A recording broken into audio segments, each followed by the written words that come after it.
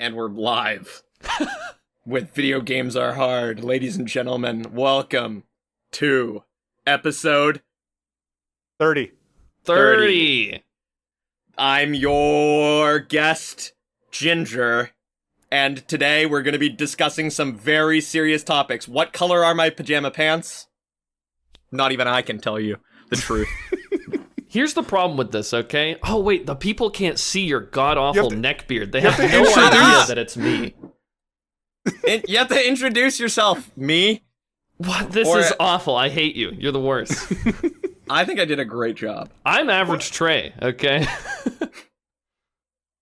Sure. Tell me about yourself. What color's your hair? What color are your eyes? What color are your eyes? Green. Fucking wrong. Okay, welcome everybody. This is episode 30 of Video Games Are Hard. It's Sid here, tuning in for Kao. Trey's on my left-ish somewhere. Hey, it's the real Trey. I don't know why the Ginger's pretending to be me. That's kind of awkward. And we have the duo companionship. We have the Kao and Ginger opposite our Sid and Trey. Woo. And we've been wanting to do this pod since we had Ginger on the podcast, and since Ginger said, hey, I'd be down to do another pod. And we've been like buddies with Kao for a while, and it was just like, you know what? This seems like the next best thing. We did the top 10 pod. So see, the idea was we wanted to have a brand new roundtable, very formal discussion, much like the top 10 video games podcast. But we literally couldn't think of any other good ideas for that theme, I guess. Yeah. Theme of podcast. So instead, we're going to kind of BS it, but we also got some fun questions I thought of earlier in the week. So should be fun. They're a tandem, and we get to ask the tandem questions. Yes, it should be exciting. Yeah. And so welcome to the show, you two. Thank you. Yeah, thanks for having us. Yeah. So what I wanted to start with is that, like, getting the backstory of both of you. Like, you've both had your own podcast on our season. Kao back in episode 3, and then Ginger was episode 16. There was a teen in there, I swear to God. Yeah, it was one of the teens. Yeah, it was Life there. Is sweet. I just remember that Kao was the first guest of the season. That's all I know. And the question, like, we covered it a little with Kao's, and I think we covered it in Ginger's episode, the Kao's retirement from Melee and Ginger being a Melee professional, and that's how you guys kind of... Actually, no, that's not how you guys... How did you guys kind of... You know what? You guys explained to us how you guys met and became a tandem, because I thought you guys were friends for a long period of time before, like, Trey and I have known each other for 8 years at this point. Mm-hmm. And we have this, I don't know, banter, we have this back and forth, and we've just been friends for a while. And you guys feel like you have that sort of connection, but you've only known each other for like 2 years. Yeah, Colin, you wanna start in here? Yeah, all right. So one day, it was a dark and stormy night, right? Just to give you an idea. And I had recently switched over from the Marth character, blat puking noise, puking emoji. Disgusting, we all hate it. Over to the Falco character, Pog Champion. Wow, Craigasm epic. Chad. This is in Smash Ultimate, right? In Super Smash Bros. Ultimate, that's correct. So I hear there's a new Ultimate Falco main making waves. His name's SSBM Ginger. And he's got a lot to say about the bird character in Super Smash Bros. Ultimate. So I'm thinking I need to solicit myself a little bit of big-time juiced-up advice. Top 20, top 30, top 100. You know what I mean? Those are numbers. So what I decide to do, right? Stupid. I hop my booty butt cheeks into SSBM Ginger's live Twitch stream, start asking him some questions. What color are your underwear? How does Falco smell, do you think? What is your favorite Falco color palette swap? So, and Ginger, he loves these types of questions. He's eating this shit up. Every time I ask a question, tops 1 second response time. He hits me with banger after banger. That's impressive response time. And I'm thinking to myself, wow, I love Super Smash Bros. Ultimate. And this guy, Ginger, he's a life changer. All right, Ginger, you move things along. Okay, well, so I was actually going to ask you, Colin, when's, like, the first time that you had heard of me? I actually don't know, because, of course, like, I remember you coming to my stream being a chatter, and that's, like, how I knew you. But how did you, like, was it the West Balls win Because that was how a lot of people know me. But like, when did you hear about me? I just kind of, like your name just started floating around at some point. Like, I can't really give you the exact time that I first like heard the Falco player Ginger, but the first time I really heard of you, I was at the Canada Cup tournament where you beat Mateo and you ruined your relationship with Canada permanently by making Mateo, one salty tweet. Yeah, you beat Mateo. I lost to Mateo. You basically won. His tag was Plum at the time, by the way. Yeah, I know. I remember I called him Blum. I threw my backpack, went back to the hotel, threw my backpack down on the ground. Mm-hmm. You were like, yes! I was like, gosh darn it. Shut. I got this guy. Yeah. Imagine. Revisionist history. Okay, so anyway, Colin, we've had this discussion before about whether or not Colin was the best chatter in my chat. He just fuels discussion about the worst possible things constantly. Oh boy.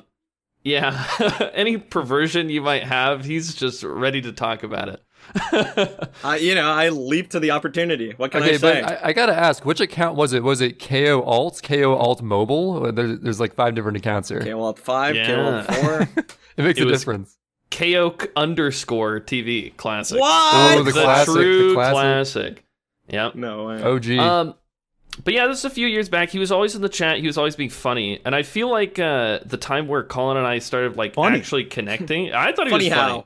You give him the funny. Funny looking at least. Funny looking, probably. Funny looking, yeah. clear distinction there. I actually re-listened to our KO podcast a little bit, and there's a story in there. It's just like, at some point, KO was talking about it. It's just like, oh, I was in Sid's stream, and he was literally skipping every message I wrote. It happened to me, yeah. Hey, sometimes Sid be like that, right? Uh-huh. It's funny. Selective vision, selective chat. Actually, you know what? I do that too. If I see someone annoying in chat, I'm just like, I'm gonna pretend I'm ignoring them, or like pretend I don't see what they're saying, and like I'm so focused on the run, like I don't see the messages. Sorry, but I wasn't annoyed by KO. I was just like, I'm just gonna stop reading. I just happen to see every other message that's not yours. I don't know. My eyes just go to those. So to continue with the story, yes. Freaking Colin's in the chat. He's watching me. He talks to me about Falco things sometimes. He adds some insight. He also like randomly has a bunch of obscure melee knowledge. Have you guys talked to him about his obscure melee knowledge? No, he retired before we became friends. So, how many jump squat frames does Bowser have?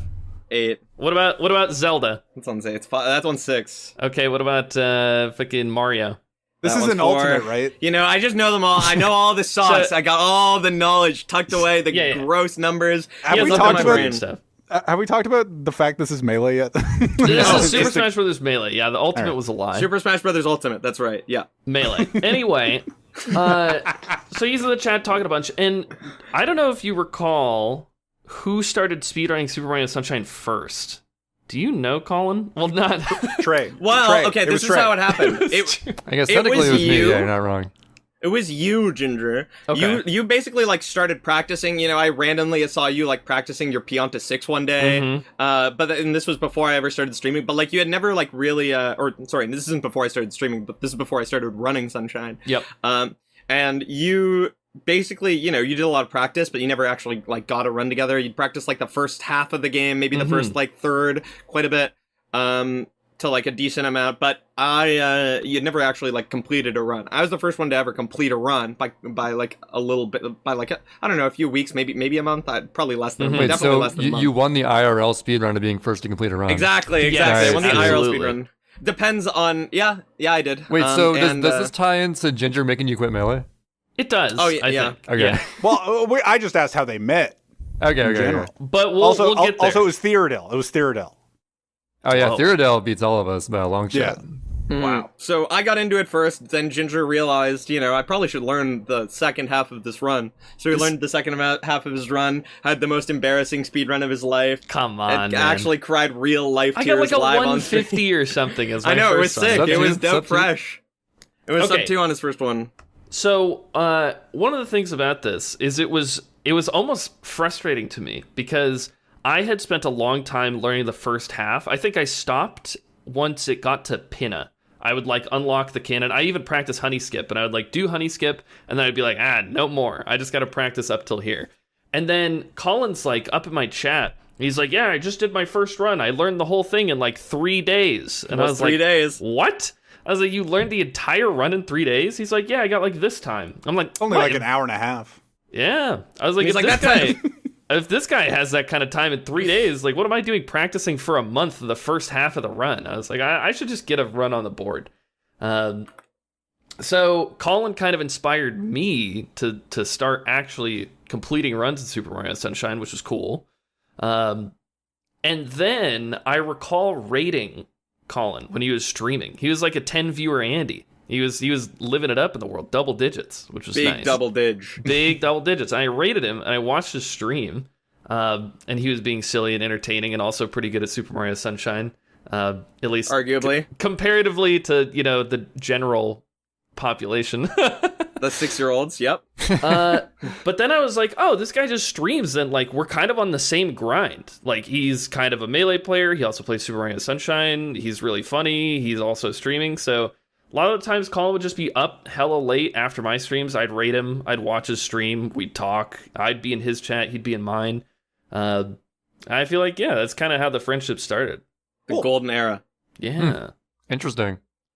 Did you guys ever race and stuff? Oh, no, don't. Why do you have to? So Ginger won both times. No, I did beat me hard. He went up afterwards. He went to his hotel room. He slammed his bag down. He was like, "Yeah, God damn a lot of slamming bags and cheering. I'm hearing. No, Ginger's races with me. He basically has a really bad relationship with Rico 3 and 4. Oh my god! Whenever we get to Rico 3 and 4, the race ends. I just win by default. And something happens in his brain, and he's just like, "Yes, I want to die on Rico 4. Let's go." Game overed both of the races, right? I don't think you game overed the second. I think the second one made it a little further, like to Serena or something, and then maybe you like died on Rico Serena 2 or something, and game overed. You maybe had like 1 life left after like died failing on Rico Eel, 4. maybe. I don't know if it made it to Eel. Maybe. Oh, God. Or maybe it was like Bianco 6. I don't quite remember. Sure. Rico 4, always a disaster. A disaster piece, if you will. Very true. Yeah. Mm-hmm. So you guys both played, like, you guys played Melee to some sort of degree. Mm-hmm. Yeah. And you guys met each other over Sunshine. We met over Melee, and our friendship ended with Melee. Now SSBM Ginger is my best friend. And as well as Super Mario Sunshine. Yeah. So yeah, we met over Melee, but then we started like actually having like Discord calls and like talking to one another with our voices, in Sunshine. I remember the first time I ever talked to Ginger in a Discord call, I think he was streaming and he was learning how to do Eel. So I just figured, and Ginger hates like the gimmick levels. Eel. He definitely hated like EYG, anything that's not like fast movement, get Mario to like fucking velocity, increase it to the highest number possible. Like GBS, I don't think you were a huge fan of GBS, no, not a huge fan of Eel, not a huge fan of EYG, anything like trick related, like every single one of my favorite levels is red coins. Yeah, which makes perfect sense. Yep. So you would not be a fan of running Zelda games, probably. No, because those are like all tricks. Hey, True All Hundreds. True All Hundreds would be literally that would be the Ginger run. Hey, I'm looking to teach people some routes. Oh my goodness, I could be down probably. It's like 63 different hundo routes. Yeah, that is quite the endeavor to learn. I was actually shocked that you did a run that recently, Sid, just like off the cuff. Yeah, I thought like you took like a lot of prep before. Like, no, you just know them. I do know them. I don't even have them written down. Just know them by heart. Know them. Mm-hmm. I was just like, I'll figure it out. And I'm just like, I'm 10 minutes behind, but like, hey, it's like a 4-hour run, so we're chilling. Cool. Yeah, Ginger, it makes me kind of sad. Like I played bingo, and you never played bingo, but I mentioned it to you. The sad thing, or the thing that I learned from playing bingo, is that 100 coin levels are fucking sick. And you would love 100 coin levels because they're just red coins, but there's 100 of them. Yeah, true. Yeah, it's all movement. There's no cutscenes. There's no like silly stuff. Right? You have to collect the coin. You have to collect coins. You have to get them. Yeah, like coins. Oh, coins. coins. You got to get coins. Okay, yeah. You have to collect like 6,312 coins, something like that. You following, Ginger? We're talking about coins right now. Yeah, I hear about it. The coins. Yeah, Coins. You know, this reminds me. You mentioned bingo, which also reminds me something that kind of glued our friendship together, which is Plankton. Oh, I love Plankton. Yeah, I love Plankton too. So one of the funny things about Plankton is that like Colin and I are both friends with Plankton, and we would hang out with him. Sometimes we'd be in a Discord call with Plankton. Sometimes we wouldn't be. Sometimes Colin and I would be in a Discord call just watching Plankton like rage over a run. Oh, it was great. And we'd be like, dude, what is this guy doing? He has like a 140 and he's like trying to do fucking, I don't even know, the craziest tricks you've ever seen. But we had a good time like watching Plankton and hanging out with his community and everything too. And that was something that Colin and I just like to do early on, I feel like, you know? Yeah.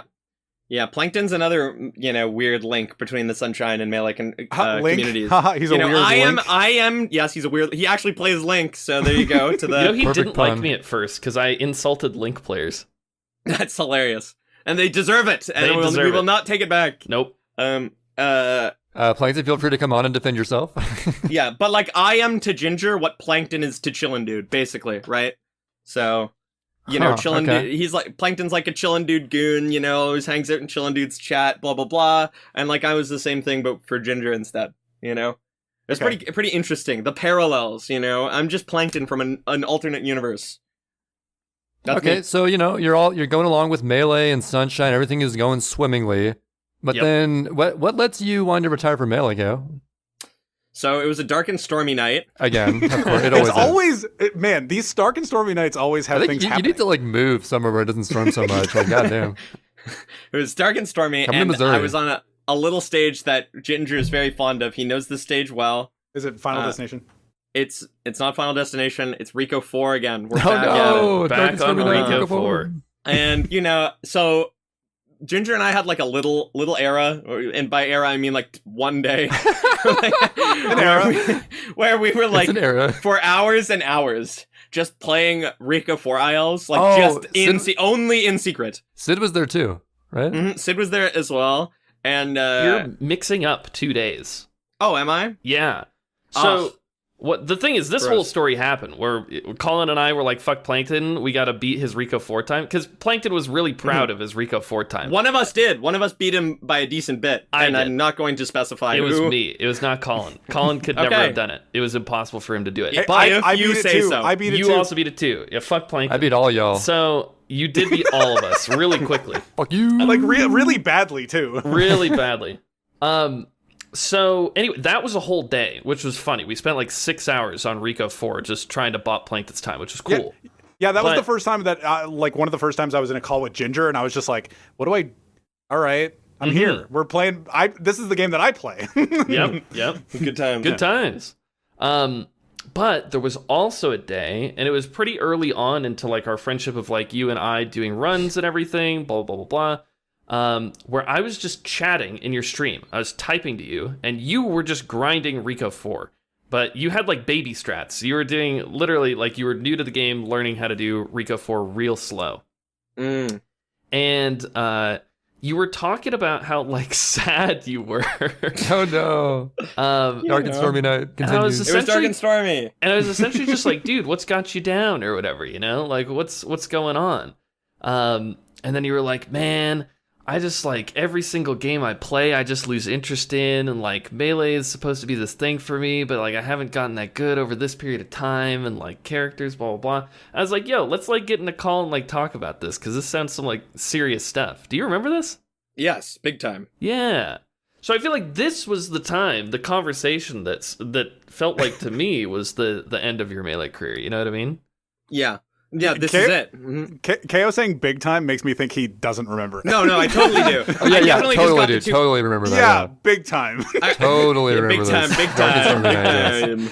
Yeah, basically, the Rico, the one time we were playing Rico 4 for IL, like we were just doing the in secret ILs. We were just goofing. Now I'm starting to remember. We were just goofing, having a good time the whole time. And this the baby strat Rico 4 happened quite a bit before then. And yeah, I was just in a rough place.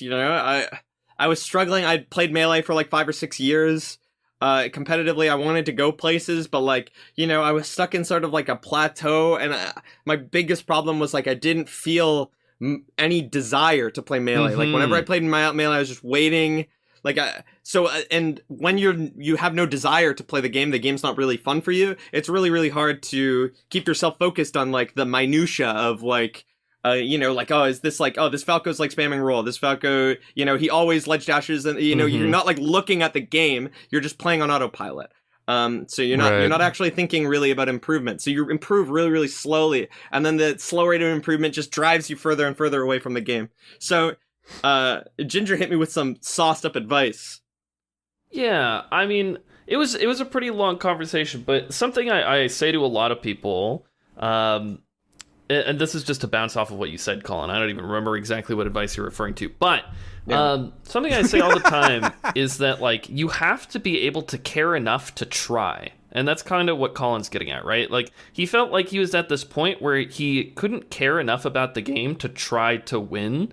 So why play something competitive? Just doesn't make any sense, right? And like, I don't know how deep into your sadness you want to get on this podcast, Colin, but like, I just recall, like, sleep was something that had really messed you up too. You felt like there wasn't really like a video game that was clicking for you. Your sleep was also kind of messing up your life, and that was difficult to like be consistent with tournaments or playing with other people, and all this kind of stuff was happening. You found Super Mario Sunshine, but that was also kind of dwindling at the same time. And you're like, we just talked essentially for hours about the idea of like what it means to care about something and why somebody might care about that thing, Yeah. I remember, I also had problem, geez, where was I? So, I also had this problem where, so my sleep's really bad. I sleep for a really, really long time, and it's the opposite of most people. So, like, in my head, I'm trying to compete against these players, right? I'm trying to, like, get better than players who, like, sleep for, like, 8 hours a day. They got, like, perfect sleep, 8 hours or less, and they're, like, chilling. They're wide awake, ready to go. Meanwhile, I'm sleeping, chilling. like, 12 hours a day, So I've got, like, 4 hours less to work with, just in general. And then on top of that, I'm trying to compete against players who are genuinely addicted to Melee. Like, they are literally hooked up to this stuff. They cannot get off of it. They need it injected directly into their veins, like, every hour of every day. Like, they just can't get enough. And it's like, dude, how am I supposed to... I got to, like, the level where, like, the people who are above me, that's, like, everyone. Almost everyone who was above me in Melee, who I talked to, are like, yeah, this game is, like, my lifeblood. I need this to survive, So I can't really compete about that. And the advice that you gave me, basically, to like sum it all up, is like, if you like are not having fun with Melee, you just can't, like, just don't play it competitively. Just don't do it. So just don't do it. Yeah, this stemmed from some advice I got. I take Melee lessons from a guy named Drugged Fox. I know. We were actually talking back in, I want to say 2017 in person. He wasn't my coach at the time. We were just friends. And I was sort of just talking to him about life. Had nothing to do with like lessons or Melee or something. But he said, if you're doing something and it doesn't make you happy, you should just not do that thing. And I realized, like, wow, why would I actively do something that goes against my own well-being? That just makes no sense to me. So ever since that was kind of input into my mind, I saw Colin sitting over there grinding Melee, hating his life every single time he plays the game. I'm like, just don't do it. Imagine, right? Yeah. Find something else that you care about. Like, there's something out there that you will love, or, bench press. Bench press. See, that's the hard part, right? Is that you always know, like, out of the seemingly infinite things out there to do, surely one of these things. But the thing, you don't know if you're going to really love it until you start doing it. But, like, starting to do something is the hard part. Oh, it's so hard. There's that thing in your head that, like, I can relate to with speedrunning and stuff, is that you tend to overlook the enjoyment you're getting from it. When, like, the feeling of you want to prove to people, like, how good you are overtakes it. Where you're like, okay, I'm not enjoying this, but if I just get this one time in this thing, or, like, pull off this one IL, they'll think I'm so dope, and that'll be so worth it. But then maybe you achieve that thing, and it's like, okay, what now? Or you don't get it and you're even more miserable. This is literally my exact mindset. If you're not, like, enjoying the process, like, it's sort of, I don't know, it's not really worth it. Yeah. So, a couple things. Again, I don't know how deep into your sadness you want to get, Colin. But I literally remember Colin saying, I was like, dude, there's something out there for you. Like, you literally just have to find something you're passionate about. And he was like, maybe there's just nothing. What if there is nothing, Ginger? What am I supposed to do? and it almost felt like a sunken cost fallacy. You know what I mean? Like, Totally. Colin, he was like, I'm already pretty good at melee. Why don't I just keep going with this thing? Even if I don't care about it, I'm like decent. But and I'm like, dude, you're never going to get good if you don't care about it or if you don't enjoy it. Like, that's part of the motivation that's going to like propel you, right? If that's not there, then it just doesn't matter. Like, even if you sunk all this time into it, like, you just literally have to ditch for your mental health. Yeah.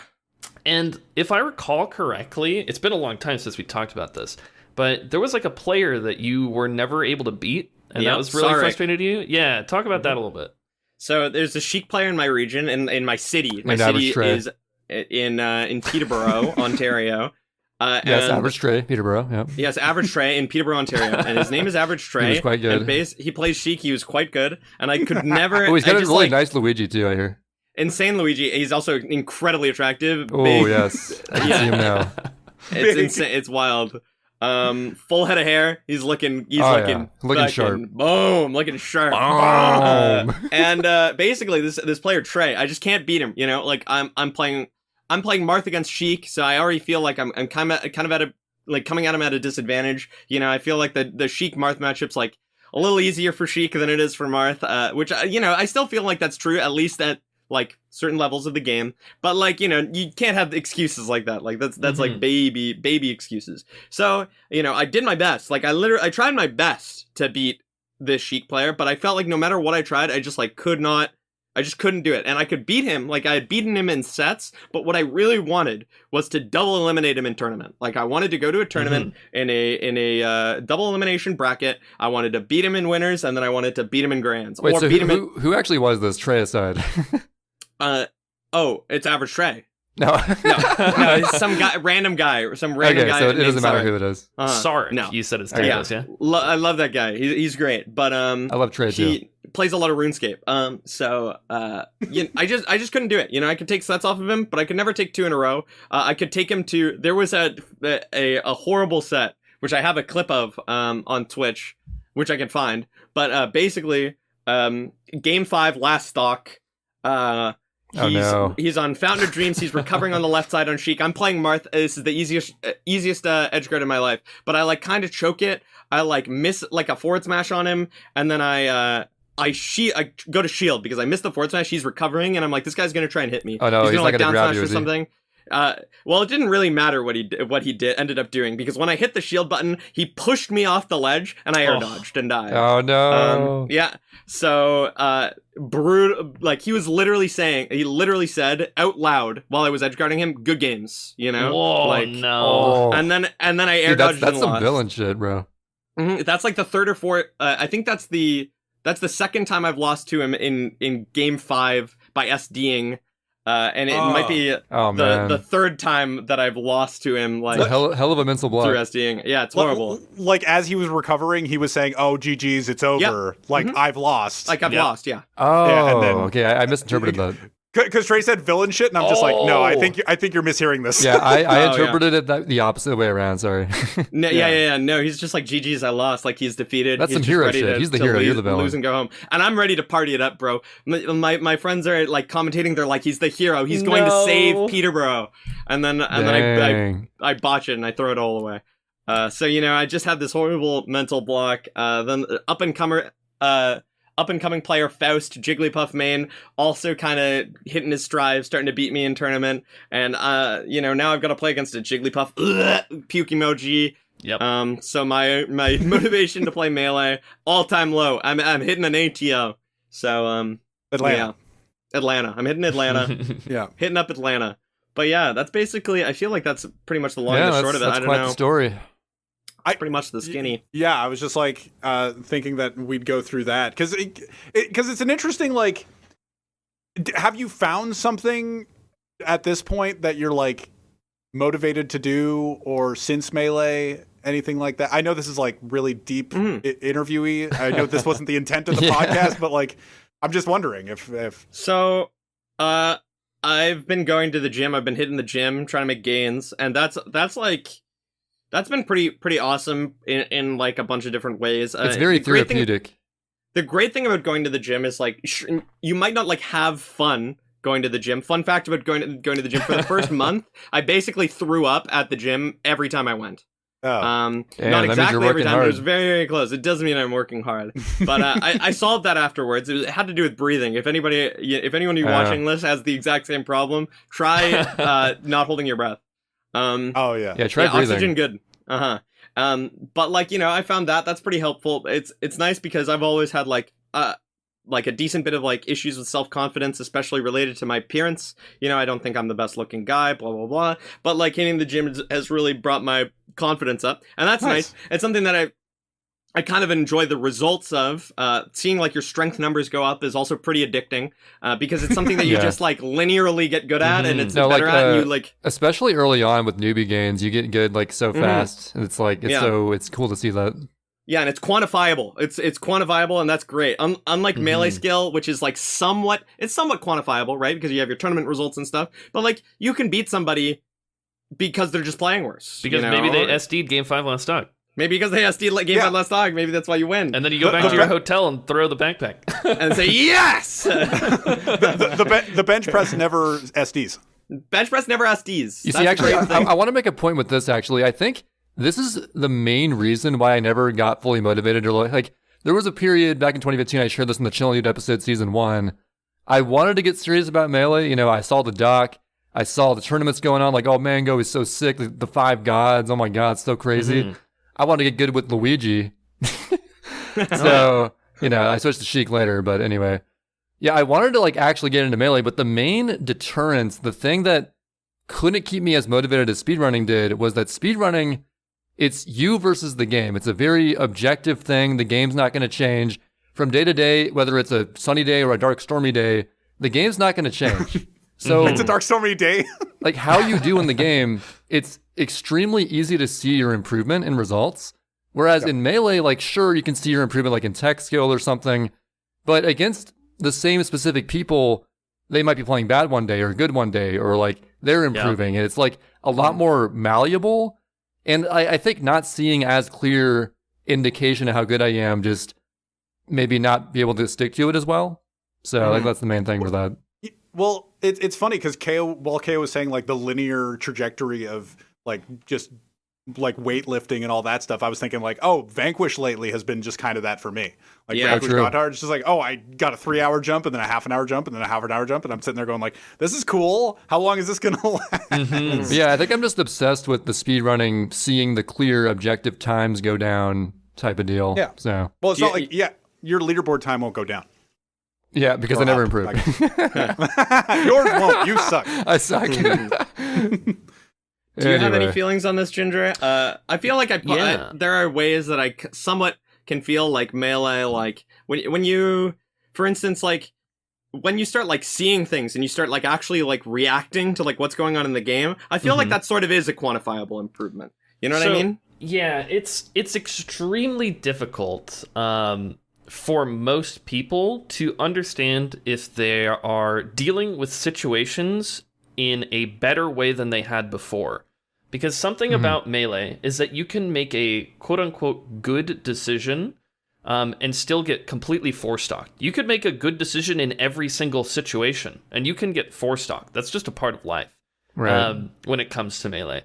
But going back and analyzing, because maybe you get triple four-stocked, right? This is a pretty rare occurrence, right? Maybe you get triple four-stocked, but it's possible to go back into a VOD where you got triple four-stocked, look at the interactions and be like, you know what? I'm actually really happy with what I did. And if I had guessed correctly in these spots, it would have been way better for me than what I had previously done. But like I said, that is really hard to quantify until you understand the risk-reward involved in every situation, what type of player you're dealing with, if there was any prior information that you could have gone off of that might have informed a certain option that you should have chosen.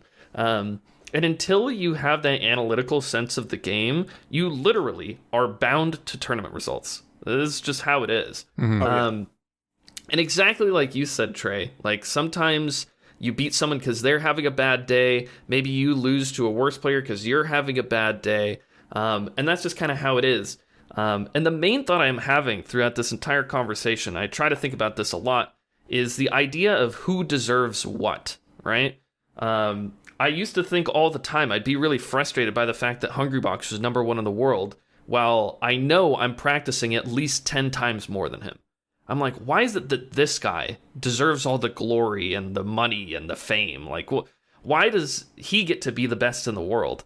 It's like the universe chose him because he's not working as hard as me. Yeah, but imagine I'm working 10 times harder than somebody in a speed run, or if I'm lifting more, I'm going to the gym 10 times more often than somebody, I'm bound to see those results, right?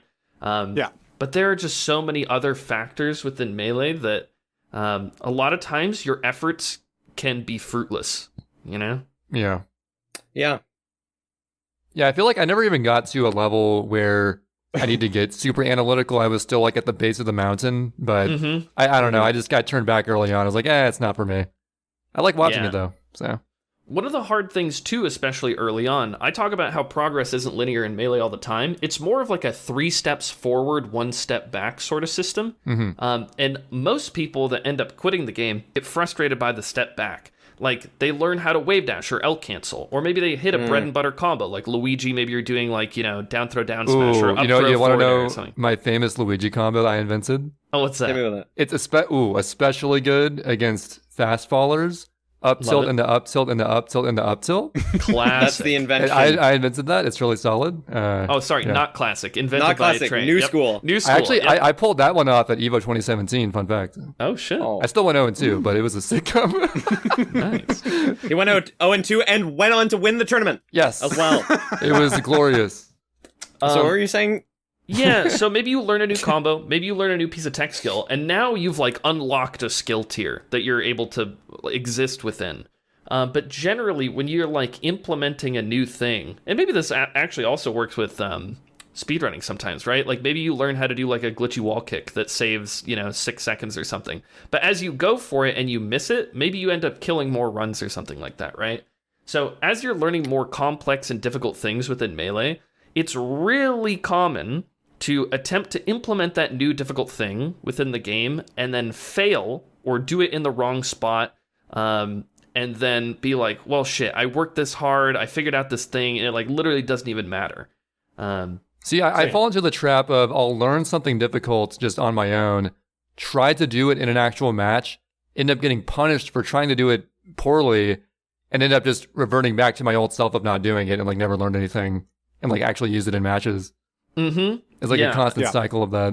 It's very common. Because I'm too focused on the numbers and the winning versus like, being willing to throw stocks away to improve at this one thing.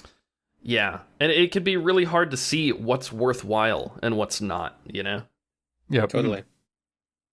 Yeah, there's a bunch of like random time saves like that you can do in Sunshine. Like I've been trying to improve certain things lately, and I've actually been throwing runs away with it, but I'm not reverting back. I'm just kind of staying with it. I'm just like, well, I'm gonna have a few bad days about this, and then eventually it'll click. Maybe it'll click. Who knows? I hope it does.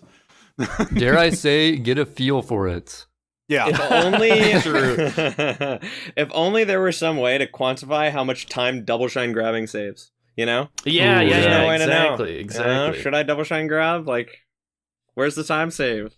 Yeah, maybe it's not worth the risk. I'm wondering. Maybe it's not worth the risk. So, Colin, have you ever felt this way? I'm asking you because you've played more Melee than Sid or Trey, but you ever enter a tournament, lose, and then have the world crumble around you? You're like, why do I spend so much time on this thing just to lose? Have you ever like said that to yourself? Oh yeah. The worst time that ever happened to me, it was when So I'll give you a little bit of the background to the story. So other popular Super Smash Bros. Melee professional player, Ice, love that guy. He has come down to Peterborough 2 times, and the second time he came down to Peterborough, and every time I see him, I'm excited. I think he likes me, he saw like the drive in me, so like, I'm excited to play Melee with him, and like show him what I can do. So I go to a tournament with Ice in it. Ice like destroys me, so he puts me down into the losers bracket. And funny fact, Mello, my weightlifting buddy, took a game off of him because he played Ice Climbers and wobbled him. Oh no! But so there you go. Who deserves what, really? Ice Climbers are pug. And so my friend, who has played, he's never taken a game off of me ever, but he's like pretty high. He's like on our PR. He's like He gets like top 5 all the time. He can get top 3, stuff like that. But he literally always loses to me. It is never won. And he switches characters a lot, not like a lot, but he like switches mains like every year. And he's mained Luigi, he's mained Fox, he's mained Ganondorf, and he's recent. And then he mained Samus, and it's like who is a lot like Samus, but is better higher on the tier list? Sheik. Sheik's a lot like Samus. They have like the same jump squat. They both have a really high jump height. So there's similarities. They're both somewhat projectile based. I played against him, and he beats me 3-2. He's never beaten me before. He's like new to Sheik. He's got like 2 months on this character, and it's like my goal is to beat Sarek, and I'm losing to.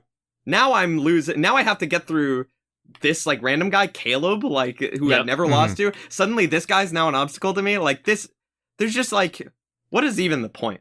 Yeah. So the reason I ask you that question is just to really highlight the journey it is to be a Melee player a lot of the time, or I guess anything that involves competition, right? Is that again, just talking about how difficult it is to see the fruits of your labor. It is almost like believing in a god. You just have to trust that, like, okay, gods. I am putting in the work. I will see the results. Like, maybe not this tournament, maybe not the next week's tournament, maybe not the next one. Maybe I'm going to go through a couple months of literally sadness and despair, and all of my effort will seem wasted. But at the end of the day, I believe in the process, and I have to be getting better. It's actually weirdly similar in speedrunning, because especially when you're, like, currently I'm doing any percent, I've been learning a lot of new strats, trying to implement them. And I know for a fact, even though I haven't PB'd in a while, I know for a fact that my movement is the best it's ever been overall. So even though I'm not seeing clear results, and aside from gold splits, like not actually seeing real PBs, I know in my mind that I am getting better, and that if I put more time into it, eventually it'll come together in one run that I hopefully don't choke. But you just got to have that faith to like keep going, knowing that you're the best you've ever been, and the results will come at some point. So yeah, you also can't let the momentum that you have diminish, because you're just like Trey's talking about how he's the best he's ever been or whatever. I felt that exact way after I was doing all the true all hundreds prep, and I was just like, oh, I'm actually just so much better at this game right now. I should try to implement this into other other categories of the game, instead of just playing true all hundo and then just kind of petering out and maybe playing other games. I should just actually focus more within Sunshine and just carry this momentum on, instead of giving up and like letting it all go away. Yeah, I'm sure you guys have had this too, like in Melee. Like, you ever go back and watch VODs of yourself from years ago, and you're like, damn, I'm so much better now? Absolutely, yeah. And like, I still get that now, even though like I'm finding improvement difficult. So like, you just got to keep reminding yourself where you are and where you came from. So yeah, just where you came from. I came from just the streets. To quickly tie it into like the base conversation, right? Which was like Kao's journey through Melee is like, imagine like you feel like you're practicing, you're going through the despair, you're supposed to trust the process, but you also just hate playing the game. How is it possible after those losses to pick up your controller and be like, you know what? I'm gonna do it again. Like, at least most people have like a desire to play Melee. They're just like, I enjoy this as a game, they do it. They do what Cathlon used to say a lot. It's just like they do it for the love of the game. Exactly. Yeah. For me, I did it because for the same reason that people get up in the morning and go to work, minus the paycheck. I don't know. I need something to make me feel like I have purpose in my life. Yeah. I did it for purpose, but I mean.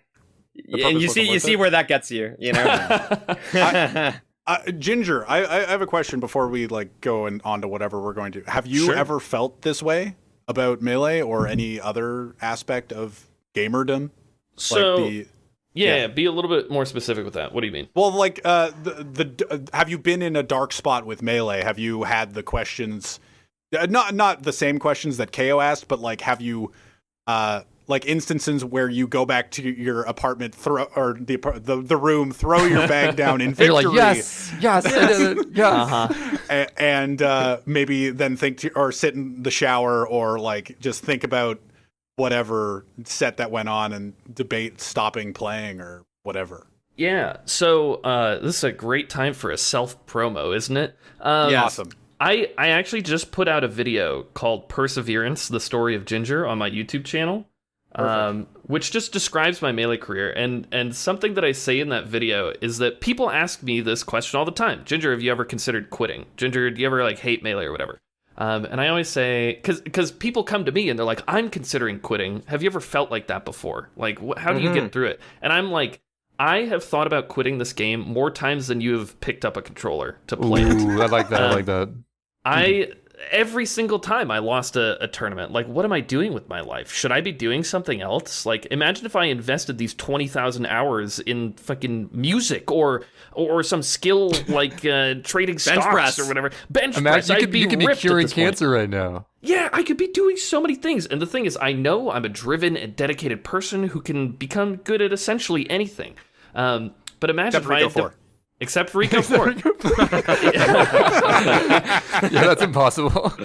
But I just always thought to myself after losing, why didn't I just go and do something else? And I'd go home and think, maybe I should. You know how many things I sacrificed in my life to play this stupid game where I just go and lose at my local to the most random player of the universe? This is so stupid, so frustrating, blah, blah, blah, blah.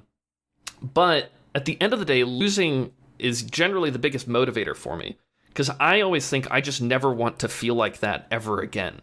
And my way out of it isn't quitting the game, it's improving so that I never lose. Yeah. See, the thing is, if you just won all the time, you would get complacent and that'd make you worse. So I think that's probably something that's true. Luckily, Melee's just so dynamic and there's so many difficult people, literally always. There's always someone better than you. Exactly. It's kind of always like that. Even if you're at the very tippity top. Armada was trading sets with people even when he was at his most dominant. But yeah, I've been there. But like I said, for me, it's always covered by this base love of the game. A day goes by and I'm frustrated or whatever, but I boot up my Wii or I boot up Dolphin on Netplay or something, and I'm just loving the game again. Okay, this is fucking sick. LOL. But I understand that people can't always get themselves to that point. So, but yeah, I've been there for sure. Cool. I while you were talking there, I thought of another question, and I know Trey's been brainstorming some like would you rathers and stuff. I don't know if we want to transition to them right away, but I have a question. I was gonna ask, do we want to do Ginger's top 10 video games list first or this first? Well, I just want to ask my question, and then we can do whatever. Sure. Okay. But because it actually relates to what you were talking about and how you were motivated by, like what you ended up being motivated by. What, like losing motivates you? Yep. Do you think it motivates you the most out of like anything, or like? So like within Melee. Yeah. This is a deep question, funnily enough. So because my question for everybody was just like what does motivate you within whatever game or games you used to play? Like what did motivate you? This is a really good question. Yeah. So for me, I think there's these like almost subconscious motivators that I have that aren't like on the tip of my mind. It's not so easy to figure out like, oh, I lost and I don't want to lose again. I'm going to be driven to win because losing stings and I never want to feel this pain ever again. But there's almost like, so again, this is getting into some of my like dark backstory of my life. I was pretty heavily bullied when I was in middle school, which was really rough on me. Awful. Middle school sucks. Middle school fucking sucked, and I got bullied like to a major extent. Those were the worst years of my life. Yeah, same here. And I really think that gave me, or left me, with a toxic relationship with validation. And so Melee is this thing. It's almost like a vehicle in which I can take to validation. I am good enough at it, and enough people consider me good at it, that I will be validated through playing this thing. And so I think this is that big subconscious motivator that's kind of always churning in the back of my head. Like, well, I have to continue with this because it makes me feel validated. It makes me feel worthwhile at the end of the day. This is my thing. I think we all have that to some extent. Yeah. And like I said, I say toxic relationship with validation. I'm not sure how deep it goes or like how bad this relationship truly is. And it's a motivator for me and in something that literally turned out to be my career. So you could say that it's a good thing. But I have other motivations as well, just to be clear, like how much I just love playing the game, or to me, it's almost like solving a puzzle, right? It's like, I love being analytical about the game, doing analysis, because I want to figure out, what the heck, why didn't I know this thing? How did they slightly alter this in this way? What's the best way to punish that if they do this? Like, that is just, it gives me the thrill, like literally solving a puzzle in like a puzzle game or something like that. Mm-hmm. So there are all these positive motivators, negative motivators, subconscious motivators, kind of all going on at the same time. But that's what I got. Yeah. That reminds me of I don't know. You strike me as somebody who really hates being bad. Absolutely. Is that an accurate? I feel like that's also pretty who likes being bad. Well, one funny thing, some people don't mind being bad. Colin's hitting the nail on the head here, by the way. So I hate being bad at anything. I always use this as my example. I was taking like my driver's test, you know? Not actually driving it, but like sitting in the classroom, like learning. Yeah, I was taking my class to learn how to drive, I guess I should say.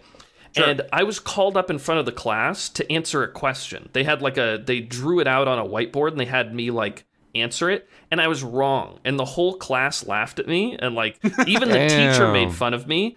And I shut down. I never talked in that class ever again. I hated it. I never wanted to present myself to anyone to be bad at anything, ever. They laughed at you? Yeah, it was, but it was like silly, because the teacher was like, "Oh, well, you would have gotten a head-on collision if you did that," and everyone's like, But all I'm thinking is like, "Wow, I'm a fucking dumbass, huh?"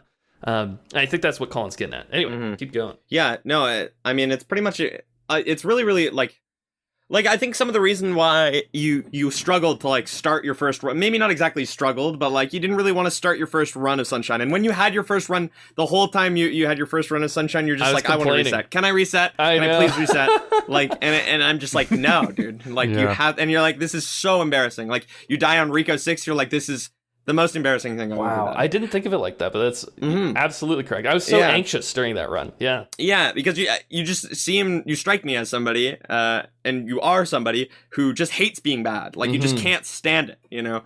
So, and there's only two ways to not be bad, which is the route that I took, the quitter's mentality, and the get good mentality, which you can always quit. Congratulations. Yeah, the harder route. But yeah, you can always quit. But yeah, I'll keep that in mind. Like, my question was for everybody, right? Yeah. So it wasn't just for like what motivates you. What motivated you, KO, within Melee, or like, well, like, I guess we just talked about how you aren't motivated in Melee and that's why you quit. But like, before you got to that point, or like whatever you're motivated with now. And Trey, I don't think I know what motivates you within Sunshine. Oh, dude, I have like a plethora of things that motivated me. I've mentioned over the years, just various things. Like back in 2011, there was a Let's Play racing series called Mario Sunshine Versus between like two pretty well-known Let's Players, like Attacking Toucans and Josh Jepson. It was like the funniest series ever. This was like, it was super ahead of its time, because it was a quote-unquote race between them, but there was like casual gameplay. But it was still like a really fresh thing back in 2011 to see that. So that motivated me to be like, oh, what if I like tried to go fast in this? And there was like seeing Samurai Man stream. Obviously, like GDQ led me to that in the first place. I've always known about speedrunning since like 2005 and stuff. Just like a whole boatload of things got me. Yeah. The universe pushed me into running it, it seemed like. So. Yeah, but what keeps pushing you now? Well, right now, because like I just know for a fact if I keep doing runs, I can get a better 114. Yeah, and like top 10 is so alluring. But the inevitability. Yeah, but also like I don't hate playing it. I don't enjoy it to the same extent I did in 2014. Yeah, or even like 2013. I was so motivated, I would do runs, like fill out this huge spreadsheet, which I showed on stream recently. I would like note all the splits for like every run I did in 2013 before I even streamed. I was somehow motivated to improve before even streaming. Like I didn't have any validation whatsoever. Like no one knew I existed. I just did offline runs. And yet somehow I was still motivated enough to keep improving. I think just on the basis that eventually I would stream in the future, which is crazy to think about now because like I'm hardly motivated to like do a speed run even with the amazing internet, I can stream whenever I want. It's just like, oh, it's a huge far cry from years ago. But even though I don't enjoy it to the same extent, it's still like, yeah, okay. And also the validation too, of course, like I will admit. It's like, yeah, this is the thing that if I do it, people will be like, oh, you're so sick. I'm like, oh, I know. I can't deny that. Yeah. But yeah, and then after I get top 10, I don't know if I'll keep going then. But for now, just knowing that I haven't yet met where I should potentially be at, and I can pretty well look past not PBing for a while just on the basis of knowing where my skill is at. So yeah, there you go. Any day now. Maybe any dark stormy night now I can do it. Any dark stormy night. I have to put it like in as short as few words as possible. The desire for basically words. Fame. Make basically them really short words. The desire for fame and fortune. Widespread recognition. Nobody ever admits this. I feel like this is just something that no one will ever admit. I want to be famous, I just do. You should start a TikTok. I should start a TikTok. Yeah, true. Everyone's famous on TikTok. And I want to be famous doing something that I think is fun. I loved playing Melee for like the first few years that I played it, and I think I still love Melee. And but what I love about Melee is like sitting down next to my friends, sitting down next to a real person, having a conversation with a real person sitting next to me while playing like a sick ass 1v1 game. Oh, I think we could blame COVID for part of your quitting too. Then. Yeah. Oh yeah. No, not even necessarily just COVID, because it wasn't. Well, I did quit during COVID, so there you go. There's that. But also, even before that, most of my like gameplay on Melee just became Smash Ladder, right? Yep. Like I was just on Smash Ladder 24/7. And you just like play against somebody, you don't see them, like voiceless, faceless individual. You don't really talk. Maybe you say something afterwards, but I don't know. I like talking to the guy sitting down next to me and like having like maybe not a conversation, but like at least some chit chat. It really makes me. That's what really makes me love Melee. I don't know, the combination of like the best 1v1 like skill testing experience that I've ever seen, plus give me that like little bit of social interaction, and that's sick. But like the desire, what kept me going was definitely like the desire to be the protagonist, the desire to maybe not be number one, but to be like, top 10 in the world, like a household name among Melee players. That was definitely like in my plethora of things I was mentioning. That was one of them. Was like, people would know me for being good at this thing. Yeah, you mentioned that. And I just want to be loved and recognized by thousands, the masses, if not millions of people, maybe even perhaps billions, millions of TikTokers, maybe even trillions. Let's say, maybe trillions, maybe trillions. But yeah, that's me. What about you, Sid? I think what keeps me motivated. Yeah, the money, man, the oodles of money. The Rico Four, all the podcast money. I think what kept me like motivation starting out, like sure, it was just like I didn't really have much motivation starting out, but nowadays it's just kind of like the community that exists within Sunshine. Like it's just nice to go live and play Sunshine and then just have like regulars are nice. Yeah, and regulars there and just talking. The improvement that I made during True All Hundo definitely kept my passions enlightened.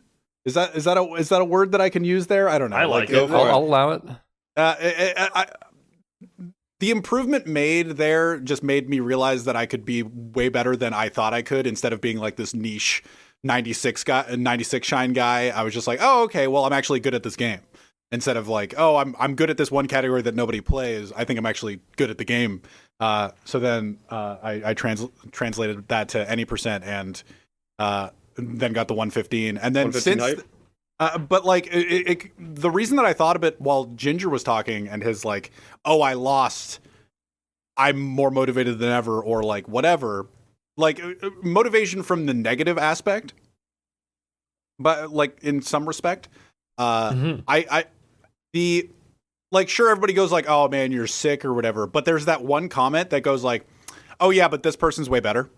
And you're just like, you always mention those, and then you just sit there and go like, now I fucking want to get a 114. So like, It's just there's things that are said randomly, and maybe they don't even mean them as motivation. It's just that little like dagger that's thrown into your brain, and you're just like, but what if that wasn't true? And like, it's so funny. It's so funny because most of the time when that random comment happens, the person saying it doesn't realize the impact that it had.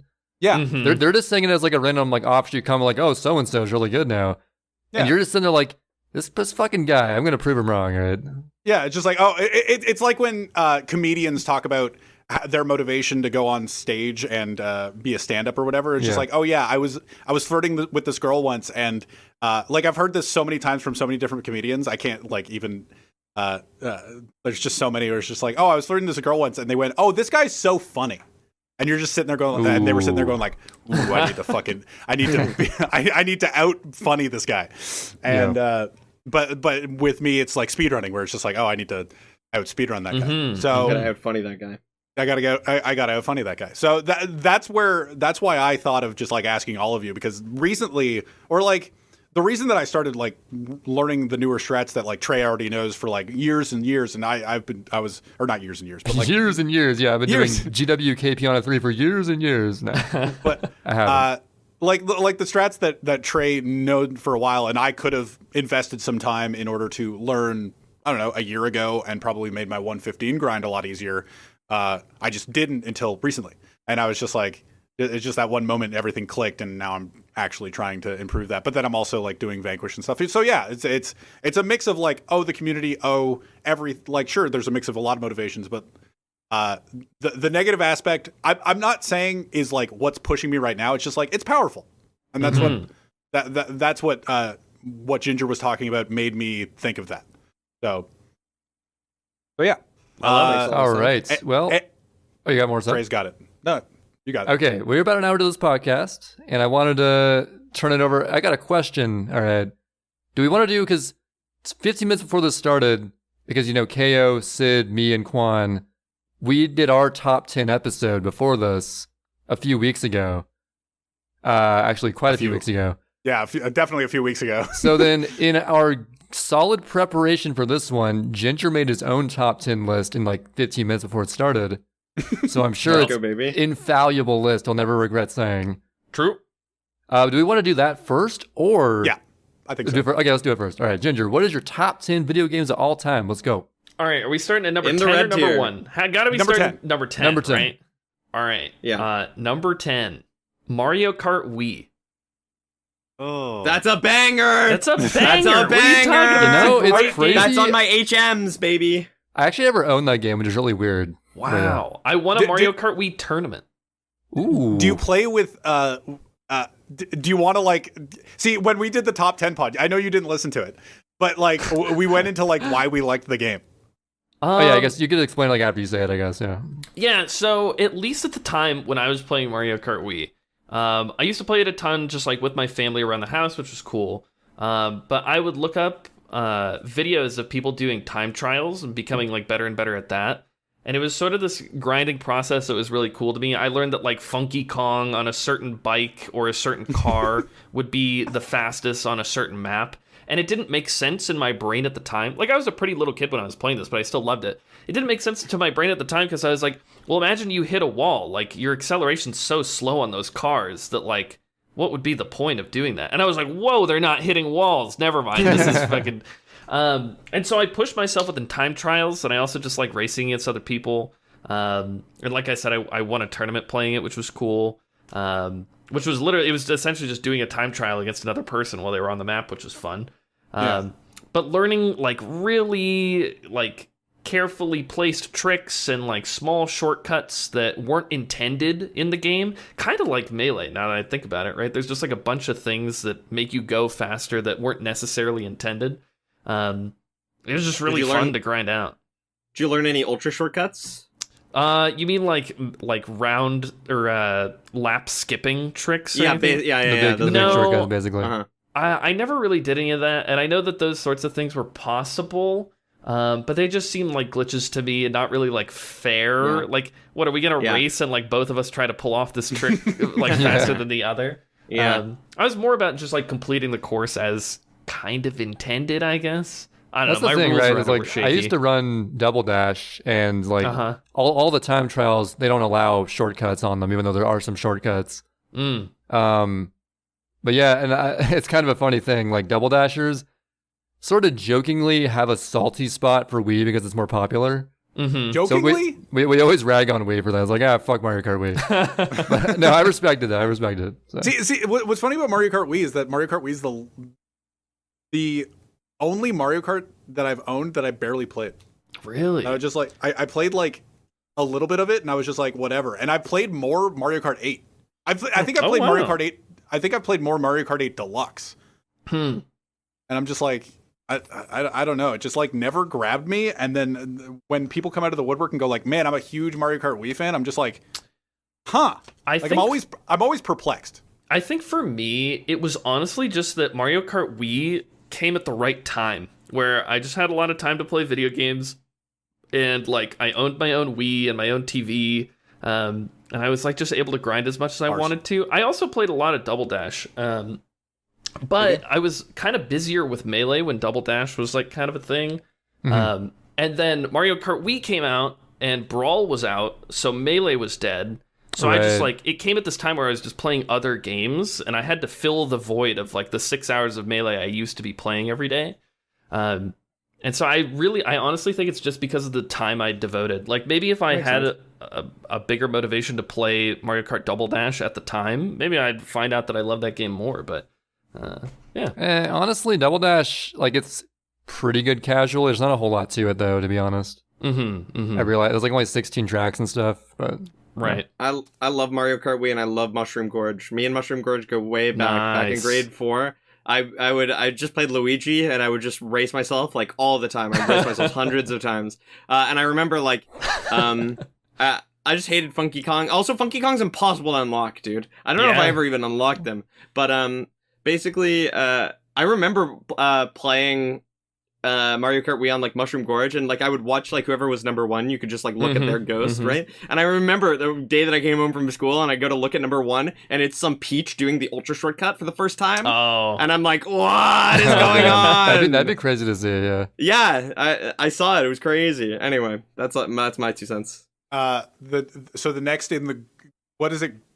Red tier? The red tier. Yeah. So we're still within the red tier. Yeah. Yep. So this one, I know, oh man, I'm scared to even say it because of the adverse responses I know I'm about to get, which is Terraria. We won't judge. Terraria. We won't judge. I did not enjoy Terraria that much. But yes! It's not on the top 10. But so Kao's going back to his room and throwing his bag down and Call of Duty Modern Warfare 3. Oh. Okay, in all honesty, I haven't played this one, so I have. It's the worst of the Modern Warfares. Wow. What makes it worse than 2? It I like that he says number 9 and then it's like Sid, why is it bad? Dude, online just seems so jank. Like they added, but they took a lot of multiplayer modes from like Black Ops and stuff and made it just kind of they tweaked them just a little bit, and it just felt like the animations felt weird and the guns feel just like a little bit weirder and just feel a little bit less realistic. And the maps there, I don't think there was one memorable map in Modern Warfare 3. To be fair, I don't remember anything past the multiplayer, but I feel like that's the game's fault. So you can Ginger, go into tell us why like that's it. poppycock. So this, yeah, nice. So here's the thing about Modern Warfare 3 for me is I never played Modern Warfare 2. And I have heard great things about Modern Warfare 2, but the game's dead. Okay, get over it. All right, it's dead. It's a classic. And it was dead by the time that I was able to play it. Like if I wanted to play Modern Warfare 2, I would buy the game and I would have sat in a lobby and I would have connected to nobody. I keep forgetting that when Modern Warfare 2 came out, I was young. I was young for it. Right. So Modern Warfare 3 was the one that I was introduced to the Call of Duty series through Modern Warfare 3, actually. This is the first one that I actually played. Yeah, which actually was a little late, but I was always a Nintendo kid. So I never played Call of Duty, like, almost ever. But some of my friends, like, did, and I didn't really understand it. They talk about quick scoping and blah, blah, blah, blah, blah. But yeah, I love Modern Warfare 3. I know that the guns weren't very realistic. A lot of them like literally had no recoil. I think it was like the ACR. It was just like a laser beam. It was so stupid. And there was like drop shooting with like akimbo pistols was like fucking broken. But I played that. There was just one summer where I would just play it every day. It was the first time I ever had Spotify too. You ever have like memory connections? You remember what music you were listening to at the time? Yeah. For sure. Yeah. This is like when I first discovered like old school rap. I was listening to like Biggie and Tupac, and I would just play Call of Duty like all That's day. sick. Mine is Smells Like Teen Spirit during the first level of Metroid Prime. Wow, that's sick. Yep. I love Mine that. is Avenged Sevenfold during Minecraft. Yes, that's perfect. Mine is brain power while playing Hearthstone. And also Apex Legends, but faster brain Oh power. my yeah. god, I forgot about that. 1.5x speed Oh brain my power. god. was Kao good and I stuff. used to play Apex together, and we would get into what's that website called? Watch Together or something? Yeah. And he would put on brain power and speed it up, and we'd listen to the music together. So we'd God drop- damn, So you probably loud. went insane. We could not hear shit. Nope. That game you need audio. We couldn't hear shit, but we were popping off, baby. Yeah. Ginger and I can see were it. cracked. We We were were not cracked. as good as Shiv though. Sadly. Shiv kind of Close. good at the game. Close. True. Not quite as good. So Modern Warfare 3, yeah, just a fun game. My first multiplayer shooter that I played. I like returned to it later. I still thought it was fun. I like got my first Moab, or maybe it was called a nuke in that game. Moab, that's balloons, bro. You play balloons. Dude, balloons look so fun. That is a Blitz thing. Let's go balloons. Blitz tower defense, baby. But yeah, so I don't know. I love the game. I thought it was fun. Also, one thing to know as we're going through this list is that I don't care about the story for any game ever. Ever. Never. Except for Paper Mario. So Sid is like, oh, all I can Xenoblade. remember is the multiplayer, and it's like, yeah, me too. I don't even think I played the story in Call of Duty. Hey, I love Black Ops 2. I did not finish the single player. The Wow. multiplayer is just where it's at. So- Okay, I will admit the COD 4 single player is really good though. Really? Classic. Modern Warfare 2 single player is actually really good too. Oh yeah. But yeah, That was like the last time they like really cared, I think. sure. Mhm. It was downhill from there. So number 8. Well, Number see, red. I'm Number excited. 8. I'm excited for Ginger to.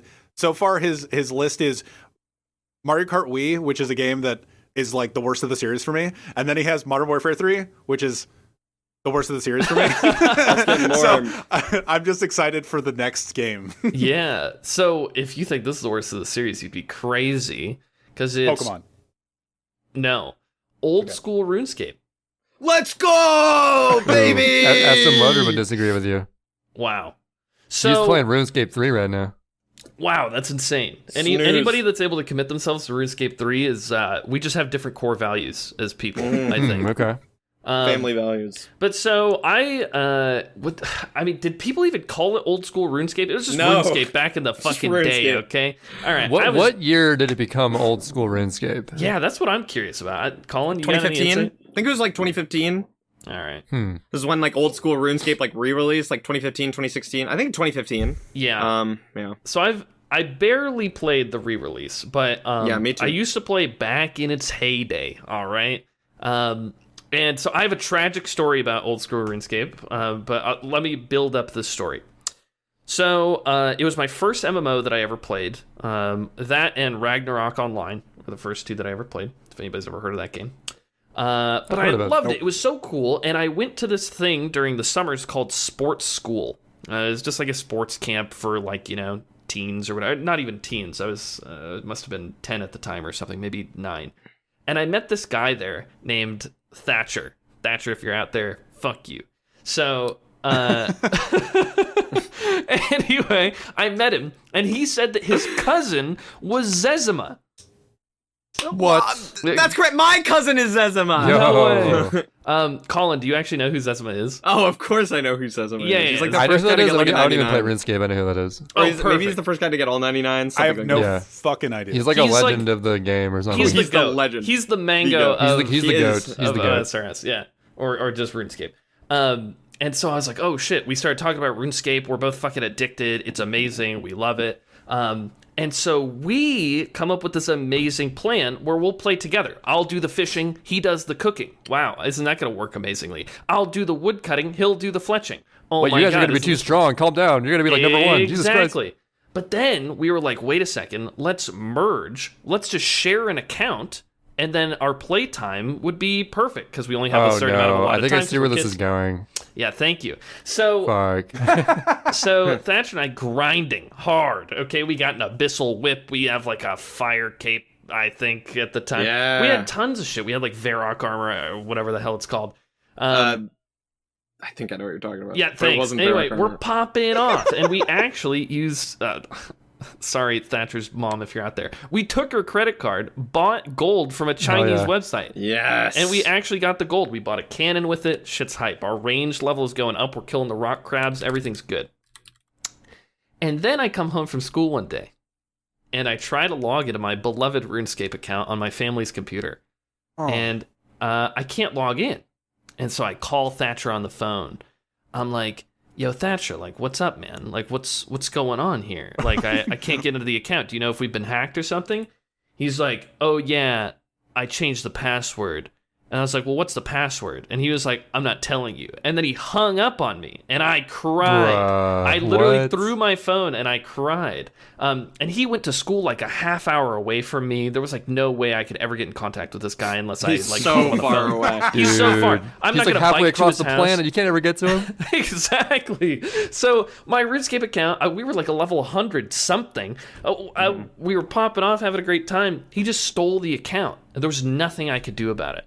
I couldn't like communicate to my parents how important this was to me. It was just a game, you know, to them. Dude. And I would that have hard work trust down the issues drain. after that with like anyone. It was fucked up. So that was my ending with RuneScape. No. But dear God, was it fun at the time. That You is think- tragic. Do you think your parents would understand your plight nowadays, being a Melee pro? No, not for an online game like that, probably, but Okay. maybe? I don't know. That's fucking tragic, dude. That is actual tragedy. It is, right? How Never- much never harder account could you share. break a 10-year-old boy's heart? You Like, know? I don't know what's even like more traumatic than that, to be honest. It was bad. I cried hard dying in the wilderness in RuneScape back in the day. I did and die in the wildy a number of times. I had nightmares about dying in the wilderness many times. Many times. But so OSRS. Do we want to move on to the next one, or anybody have any Yeah, thoughts? next one, about- next one. Okay, perfect. Let's hit it. Counter-Strike Global Offensive. Fuck yeah. Hell yeah. I love Counter-Strike. The thing is, I haven't even played that much Counter-Strike because I honestly haven't had the time since I've gotten into it. But I've played it like on and off for the past maybe 2 or 3 years now, probably 3 years. And it is just one of the sickest games. It feels like it rewards skill. It's difficult. The movement is cool. The gunfire is cool. Literally, I just love everything about it. I mean, you have to be tactical. As an analytical person, I just dig it. But yeah. Nope. I back when I was 14, I played Counter-Strike 1.6, and that was my introduction to like PC shooters and stuff. I'm terrible at PC shooters still, but I don't know. Back in the day, I put it on my honorable mentions, the CS 1.6, but like there were days where I would just come home and just load up. I don't know if Global Offensive has like the customized maps and stuff like that, but 1.6 was insane with all those. You could play on any map, just go play on any server, not even pay attention to the objective, and just kind of shoot the shit. But with a gun in your hand, I guess. But like, I don't know. It was just like a grand old time. And when I was 14, 15, that was the shit.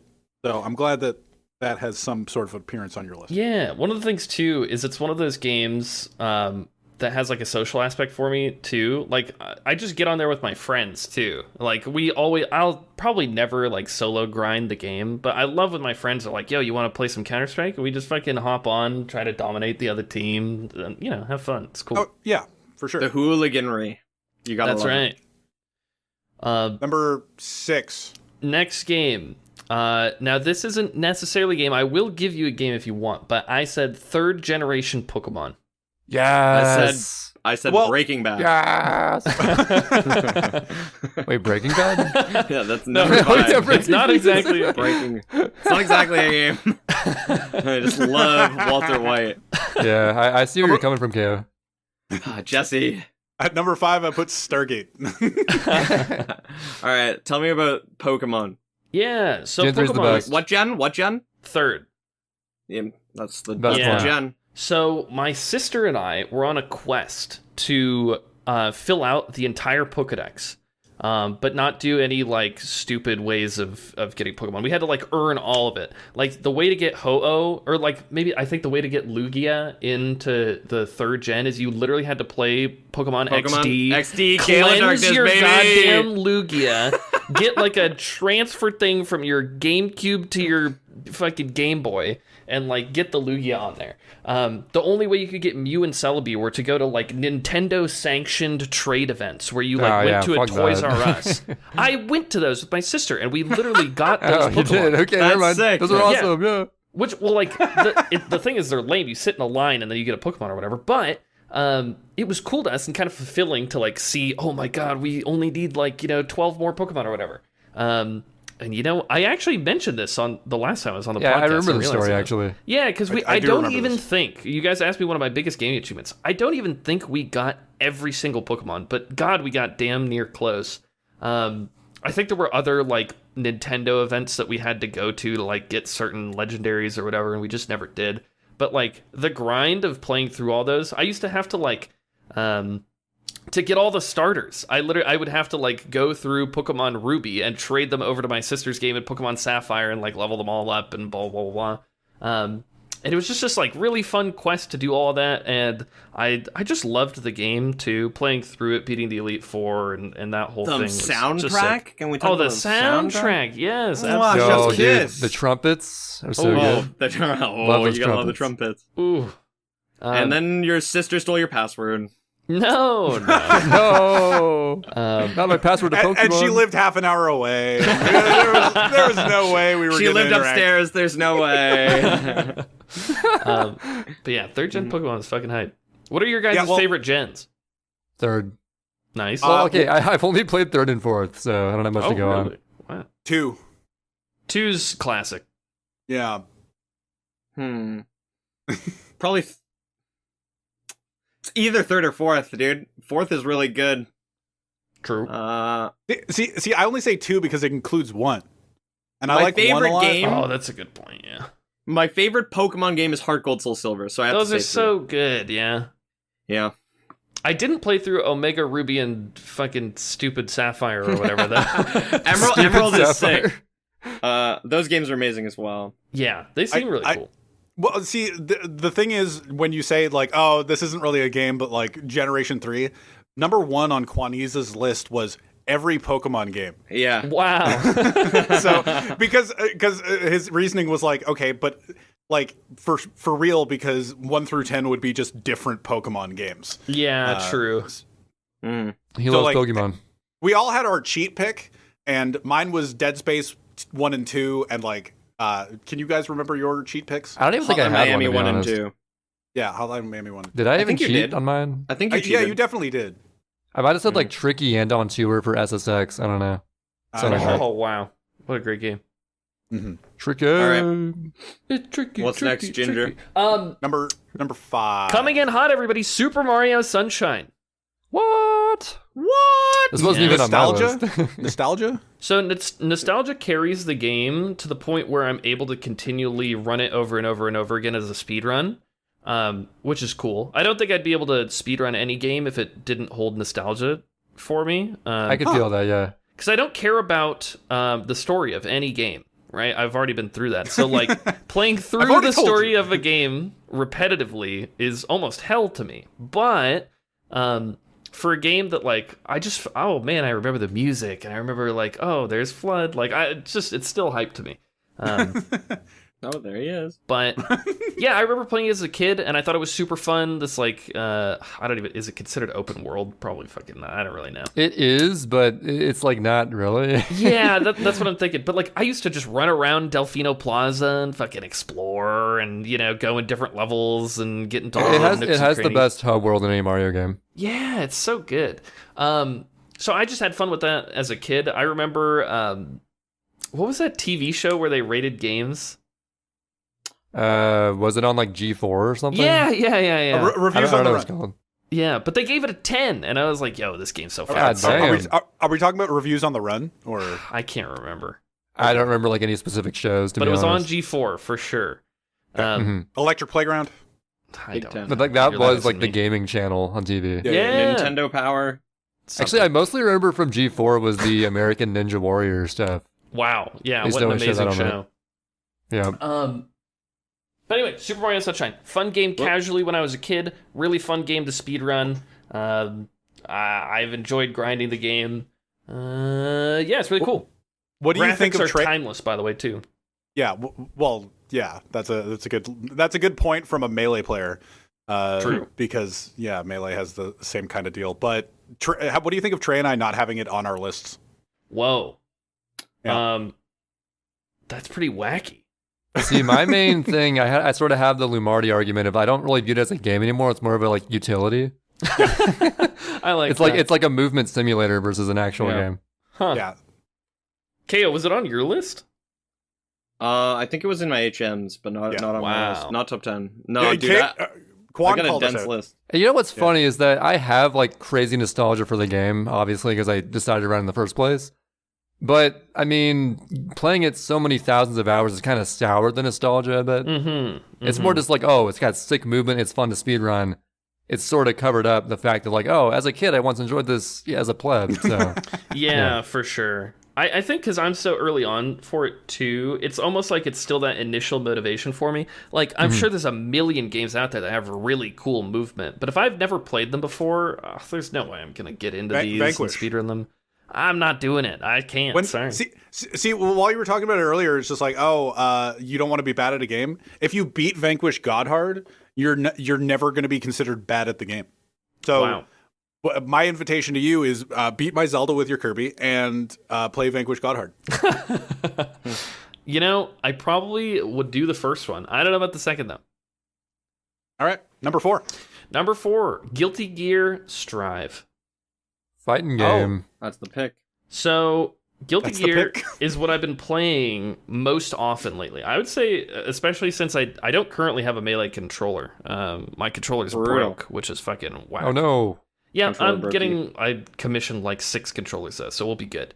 One of those will show up at some point. Yeah, absolutely. But I'm sure they can't all be broken when you receive them. But yeah, I've been splitting my time essentially 50-50 between Melee and Guilty Gear.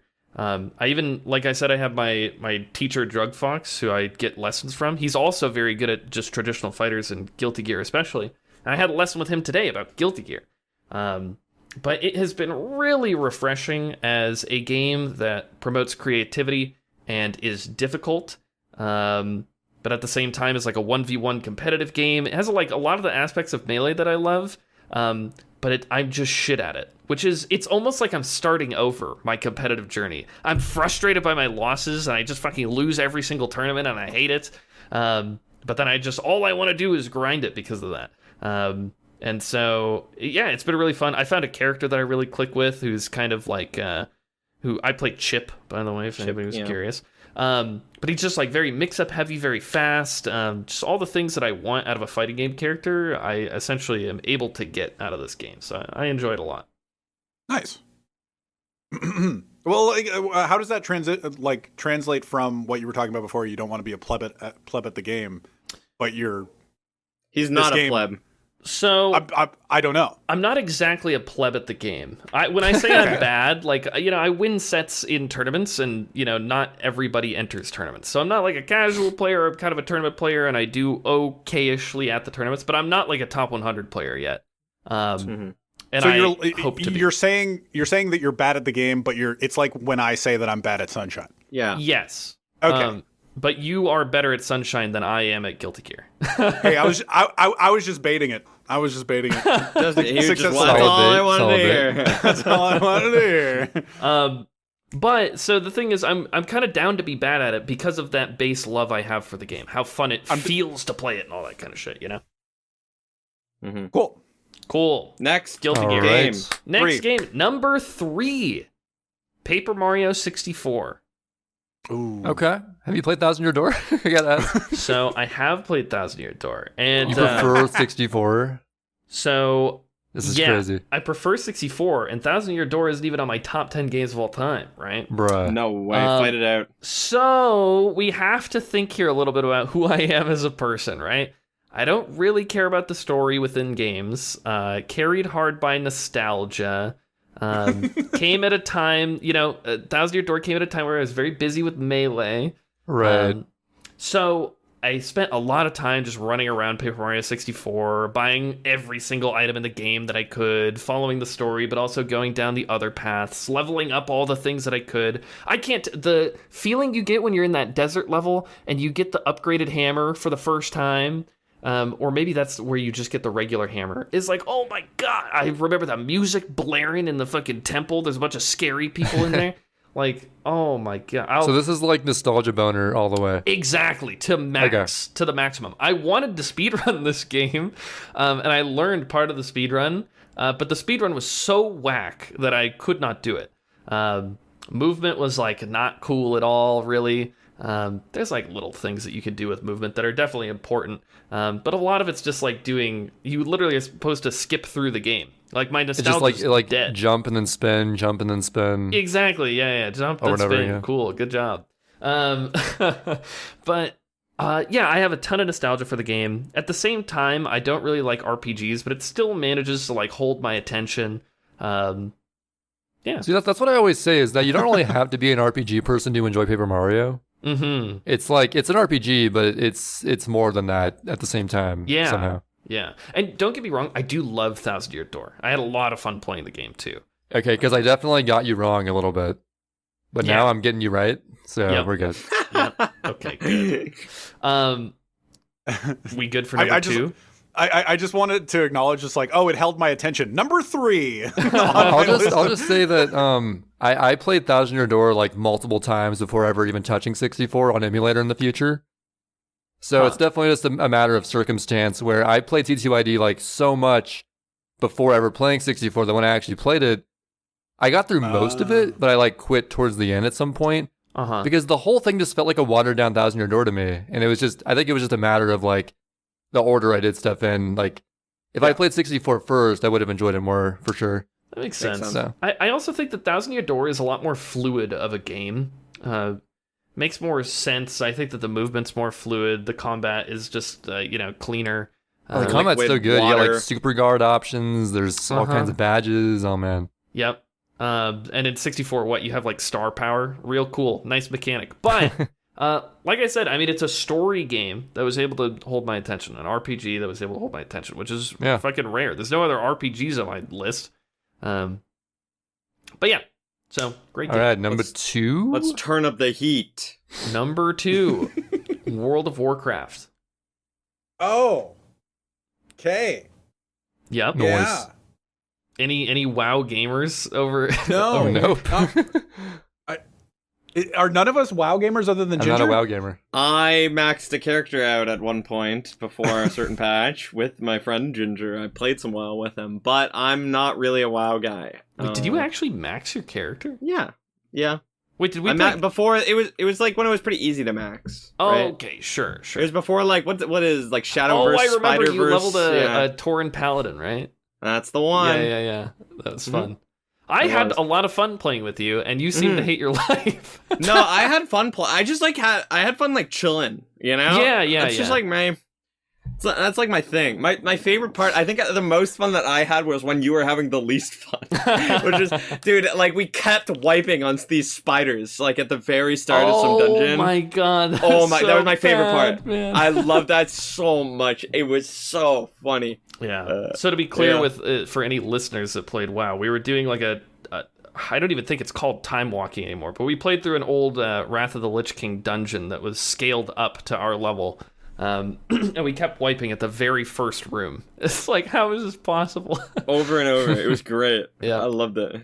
But no, that game is, I mean, I love MMOs. I still think that MMOs are probably my favorite genre out of any game.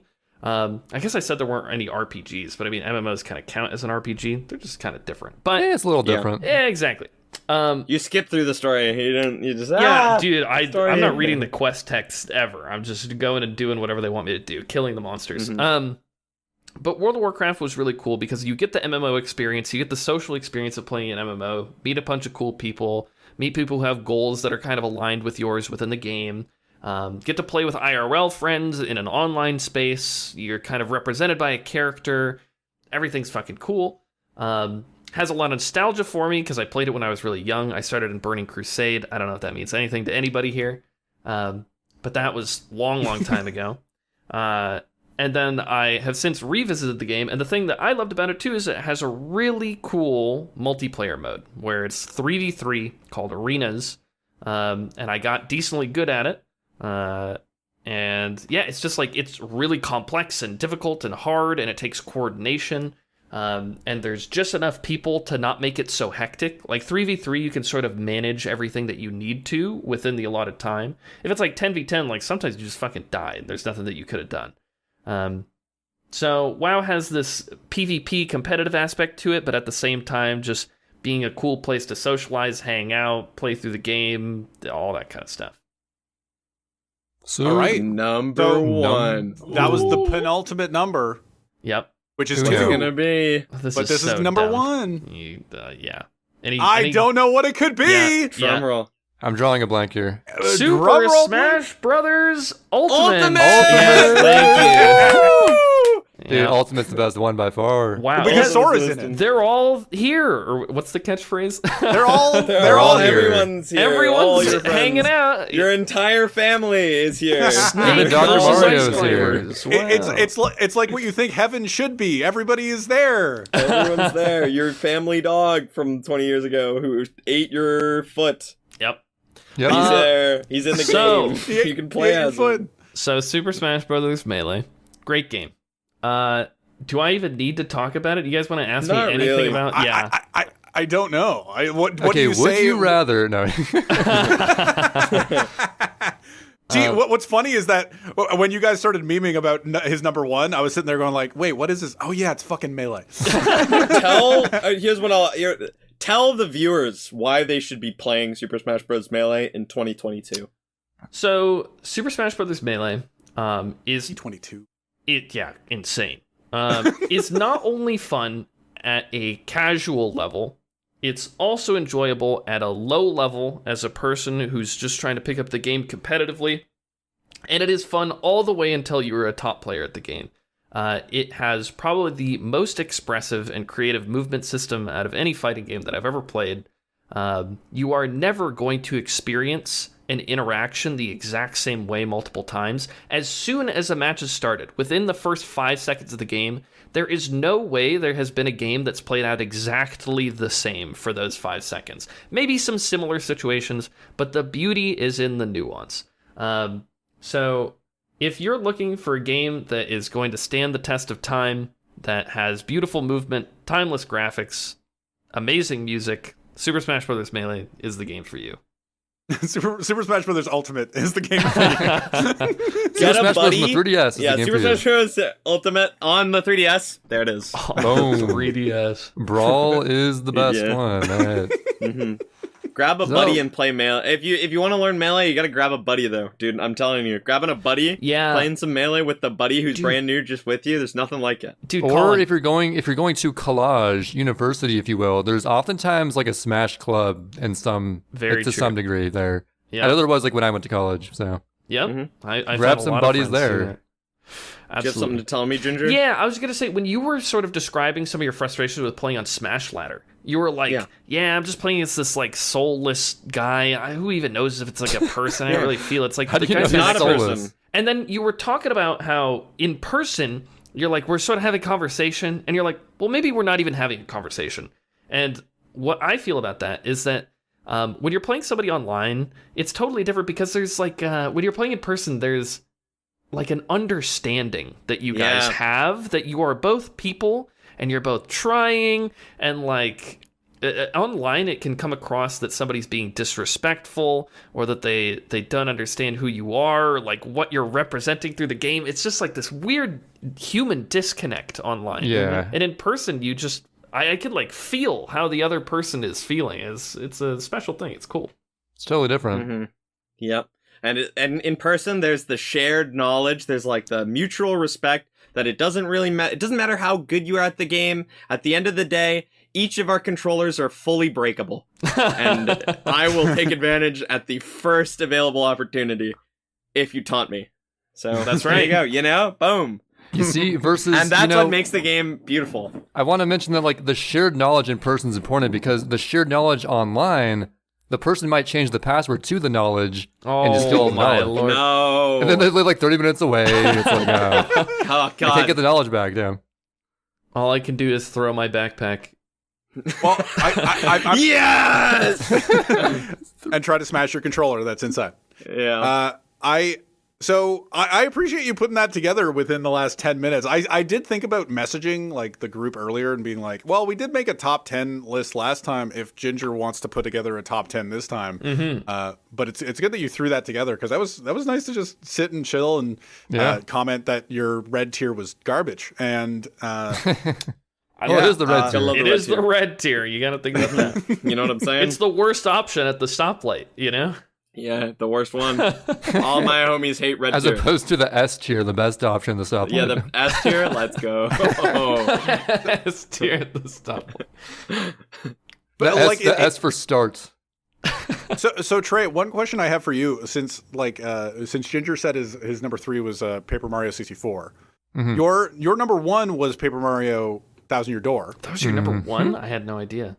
Numero and uno. You said you've said like as you said it on the podcast, on our top 10 podcast, you were talking about how you weren't really sure, and number 2 could be like flip flopped. And since then, you've said that it's like you're more convinced that Paper Mario Thousand Year Door is number 1 for you, or am I getting that wrong? I don't know. All I can say is that it's number 1, but not by a large margin. Okay, it's not like definitively number 1, but I still say it's probably number 1. So yeah. Well, for a rundown of our number 1s, I was Legend of Zelda: Majora's Mask. Okay. And Kao's was Undertale. Sans Undertale. I knew that actually. Gotta love Sans Undertale. And Melee wasn't on his list. He specifically. Wow. If Melee, here's the thing, right? So this is why when I made my list, I made it under the like basically if I made a list, right? Then basically automatically Melee is number 1, Dota 2 is number 2, just based on like the total amount of time I have in these games. Like it's just auto number 1 Melee, number 2 Dota 2. Sure. So I thought, wouldn't it be more interesting if I just like took these off the list, put them in HM, just said like, hey, you know, these are broken, but like they're not competing on the same playing field as like Undertale. Like I can't play 5,000 hours of Undertale. That's not fair. Yeah. You know? So that's just my. So you're removing Meta Knight from the Brawl meta. Yep, I'm removing Meta Knight from the Brawl meta. That's so the exactly thing it reminds me of is like certain PRs in states for Melee will like have Mango as number 0 because he doesn't go to locals. You know, he doesn't have results to compare against other people. But dear God, he's like better than whoever number 1 is. You know. Wait, but 0 is better than 1, right? 0 is better than 1. That's right. See, so he's the best. Didn't recently Kadoran get like? Isn't he ranked number 1? He is ranked number 1. SoCal now. Yeah, but and there was 0. Like there was a little bit of a what was it? Face Roll had a little bit of a like lol XD tweet about it. Face Roll's lol XD tweet was completely sarcastic because it was a copy pasta from an Ultimate player who posted that. An Ultimate player posted that exact thing, like, oh, these stupid monkeys working the PR have no idea what they're talking about. He posted that on Twitter and got his ranking changed. They changed it because he was mad on Twitter. Oh. Wow. So that's why Face Roll posted that, and people thought it was funny. Well, I remember reading the Face Roll tweet, and then some people in the response being like, like, oh man, you're mad, or like screen capping his response to Kadoran's tweet, saying, being like, bro, I'm number one, and he's just like, oh, congrats, you deserve it, and being like, hey, this also you, and I'm sitting there going like, I'm pretty sure it's a meme. It seems memey. I feel like Face Roll wouldn't write this. Yeah, my meme. Fuck, what is it? My meme sense? I don't know, dude. Yeah, my meme sense. My meme sense. My memer sense is going off. Yeah. But so what we prepared for this podcast, even though it's an hour 40 in. I don't know if we have time for this really. It is. Well, we can make it like you said. You had a lightning round, and you said you had. You know, we can make it like less analytical, more like snappy responses type of deal. I'm all about snappy. We can steamroll through these, but some of them, you know, they could have some thought put into it, but you know, it's whatever. I'm excited. All right, so I prepared for us today a gaming keyword gaming. Would you rather? Gaming. You've played Would You Rathers. It's always like, oh, would you rather take a shit or take a piss? It's like, you know, we've all done that. But why not both? Exactly. But this is going to be all gaming related in some capacity. Also, like sort of some melee stuff relevant to us. So here we go. Would you rather only be allowed to play games rated 9.5 or higher on IGN, or only be allowed to play games rated 9.4 or lower on IGN? Whoa. Oh, God. That is such a good Can I question. do some research real quick? Yeah. Wait, is this game above? I know Smash Bros. Melee, IGN. 9.6, we're screwed! Okay. It answers itself. 9.6. I'm screwed. See, I know Sunshine is 7. No way. Oh no. Okay, how about like if you exclude the games you've already played, you can still play those. Just like going forward, new games. Can only be 9.5 or better. Yeah, I feel like IGN just kind of gives 10s for nothing, right? Isn't that the meme? That's the thing, but they have like their stereotypical genre, like Sonic they'll always undervalue, it seems like. Lower. My answer's lower. Okay. Reasoning? I mean, it covers more games typically. Covers more games. That's the reasoning. Variety and also, is the IGN might be spice of wrong. life. That's the spice of life. If I just can't play any game, except for like the rare few times that IGN rates a game above a 9.5. Like, what if I don't like the game? I'm screwed. You know? Yeah, I was trying to like figure out which website to use for this. I thought IGN was the funniest, so I just said that one. It is good. That's perfect. I think I have to go lower too. I like the idea of like even including games that I already play or whatever. So I wouldn't be able to play Melee, but that doesn't affect me. Okay. And lower is just more games, and Sunshine's in there, and probably Vanquish is in there. But you can't play Halo now, probably. I don't give a shit about Halo. It's a masterpiece. Oh man, some Zeldas. Oh, I can't play Ocarina of Time anymore. Nope. There's no way you can't. If we Ocarina go of Time's with like 9.8. If we go with the including old That's a games 10 out rule. of 10 on IGN. Yeah, we're fucked. 10 out of 10. Actual 10 out of 10 IGN meme. That's crazy. All right, What, Ginger, There what do you was think? not too much water in that game. So if I can't play Melee, if I choose lower, then I would choose higher. Does that make sense? Like I need to be able to let's say play you can Melee. still play Melee. Have to do it. I would just rather, I don't want to spoil further. If it's just Melee, Melee's the only one that you can play. That matters. But if you took away if all of the other 9 games in my top 10 were somehow rated 10 out of 10, I wouldn't really care that much. So I think I'm choosing lower. I like how it encompasses more games. I do think variety is the spice of life. Yeah, that's what I'm taking. I feel like the purest answer, though, has to be higher, right? If you're going to be pure about this and just take it as the original question. I don't trust IGN enough. We could spend a little bit of time and be analytical about this. Anyway, let's not. No more time. Next question. No, next one. All I want to say is I would say lower because they always overrate just like, oh, the AAA well-established franchises. Oh, but you know they don't think outside the box. Lower, it's unanimous, kind of, except if Melee's not allowed, in which case Ginger votes higher. Okay. I'll jump in with mine really quick. Oh, go ahead. Digimon or Pokemon? Ooh, Pokemon, because I never fuck with Digimon. I like Digimon. Digimon. Dude, Digimon. Oh, man, I love the series. You prefer Digimon over Pokemon? Well, like not game wise, like Crystal is Pokemon. Like, what game is there for Digimon? But like the show, Digimon was so sick. What about the movies? Oh my god. Oh my god, the Digimon movies. So Chaos face. Isn't there only one Digimon movie? Is there only one? It's the one where they turn like golden. They're like Omega transformed. What part are you talking That's my about? favorite Dude, movie. literally- Next question. Omega transform. Breaking Bad. There's like the old All I can school say. animation one.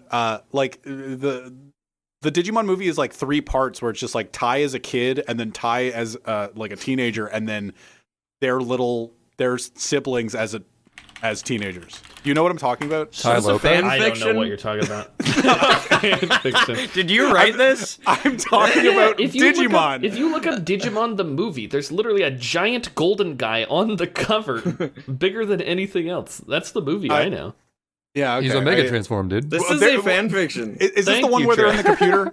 Are you thinking about the one in the computer? In the computer? No, I don't think so. You don't man. remember this? It's Digimon the movie. It's such a good movie. Oh my god, I want to watch it now.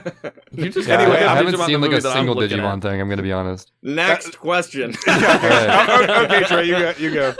All right. Would you rather be the world's best melee player, but only in bonus versus mode, where it's like based on like stale moves, like the points at the end and Oh, stuff? wow. Okay. Uh-huh. Okay, only in that mode though. Or be the world's best Mario Sunshine speedrunner, but only in 58 Shines hoverless.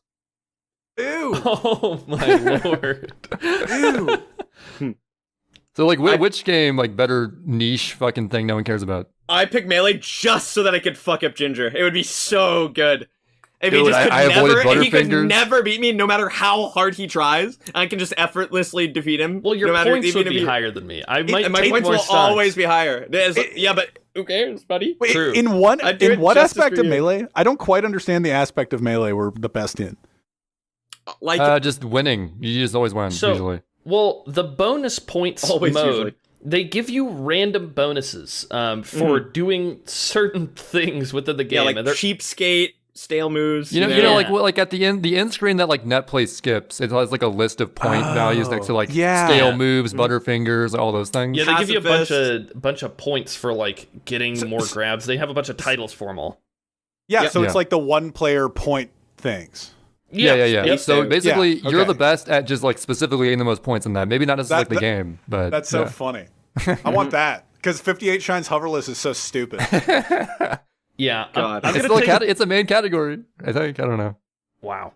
I'm gonna take It's- the melee one as well, just because I think it would be impressive. Imagine you play against somebody and they just like they're trying to beat you by getting more points, and you just somehow know the combination of things that you have to do in order for the game to give you the most points. That'd be dope. Yeah, it's like if I jump exactly 100 times, I get the 100 jump man. Yeah, point yeah. bonus. Sorry, Like, 100 I don't jump fucking know. Yep.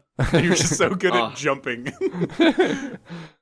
Yeah, 58 Shines hoverless is 58 Shines is a meme. Hoverless, oh my god, I just don't. I picked that just for like the meme. Be like, I'm so fucking sick of this. You'll never beat this category. Sorry. and then you just fuck off and never play anything. All so right. what do you say, Sid and Trey? What are your answers? to I this said question? melee. I said Melee? 58 chance hoverless because fuck it. Let's go. I like it. All right, All right. next question. Okay, this one's stupid as fuck. Okay, all right. Would you rather forgets to hit the stop stream button until 1 hour after you stop streaming while you're still at your PC the whole time and your face cam is on? So who knows what you did in that time? Yep. Or have to end each stream for the next month of streams with eating a spoonful of mayo. Oh my god. That was KO That's inspired. easy number 2. This is That was just KO inspired, by the way. easy number 2. It's supposed to be things that we don't want to do, okay? Careful Yeah, about yeah, that, Trey. Oh, sorry, Trey. Yeah, you messed up. This Oh one's wait, just, you love mayo. Okay. I mean, I like mayo yeah. too on sandwiches, not like I- I'm a plain mayo mayo. master. I hate mayo so much. But I don't like. Would I still be like? Would my mic be still on stream? Yeah, like your mic and face cam and stuff would still be on for like an entire hour after. So who knows what you would do in that time? You have to evaluate the risk here. This is a Yeah. risk assessment. This would be Like so like bad. how quick do you switch to porn after you stream? Exactly. You don't know. I don't. Generally pretty fast. That's so bad. But I hate mayo. Like Just you one don't month, though, understand just how one much month. I hate mayo. Only a spoonful. Say it. This is a great Just a question for spoonful. Sid then. You got that big old spoon. I think I definitely picked the I- mayo because I don't hate mayo. I so. think mayo would make me puke. So okay, so puke for a month or I think I'd have to take the mayo. Wow. All right. Really? You pull up porn that fast? No, it's not porn. It's not just jail. It's Sakura Clicker, okay? It's It's a the game. nose picking? What is it? The Sakura Clicker is a game. It's just like the question mark of it. It's like, what will be in that hour? It's just like, that's Yeah, you never know. What would you like? Why is this focused on me? I know Kao's eating mayo. Ginger, Trey, what the fuck are you I'm doing? 100% eating mayo. Yeah, I think. Fuck. It's just so RNG with the because there's certain days where maybe I just go watch a stream for an hour right after I'm done streaming. Yeah. Or like I But you literally see, go the leave and gamble's eat part of food. the challenge. I know, but it could be so bad. Like literally after stream today, for the hour after stream, I was literally sitting at my computer practicing Sunshine and just having so it would just be more of me playing Sunshine. You would probably have people on like in your stream chat, like chatting normally. and not talking. And that would And be like it. occasionally smelling your own farts. Only Once in a while. occasionally, now and like, not as much as on stream. So yeah. Not as much. You didn't get the whiff it. Okay, ready know. for the next question? Oh yeah. Did you oh, you said mayo. Yeah, mayo. Because I should What like did you mayo. say, Ginger? You you say really? ma- I was gonna get away scot-free. You didn't? Ooh, I thought you answered. Okay. No. I think I'll take the mayo. I think I don't Alright. wouldn't mind the mayo that much. See, at It's least good the mayo stuff. is like guaranteed. It's good stuff. Yeah, exactly. It's the certainty of guaranteed. it. All right, so I just feel like I'd be just so embarrassed if it, like, even if it was just like the stream was on for an hour and nothing happened, I would just be so embarrassed. It would be really embarrassing. Yeah. Yeah. I always have that fear that I'll do that. It's Terrifying. It's terrifying. I've had nightmares about it. Have you guys ever had the thing where you are supposed to be recording, but you accidentally start your stream? No. I fear that as well, but I don't think I've done it yet. I've never done it, but I know people who have. And every time I record, I always imagine if I'm like, hey guys, it's me, Ginger. And I'm like, oh, what if I'm live right now? That'd be so bad. I do Everyone that every chat's time like, I go live. hey. Hey, what's up, guys? It's Ginger. That's how I start every stream. Yeah. That's how I started this podcast. True. Yeah, you're not wrong. Okay. Would you rather have a fairly optimized world record in a game of your choice with over 500 runners in it, or 100 unoptimized records in random games with less than 3 runners? The first one. The Easily. first one?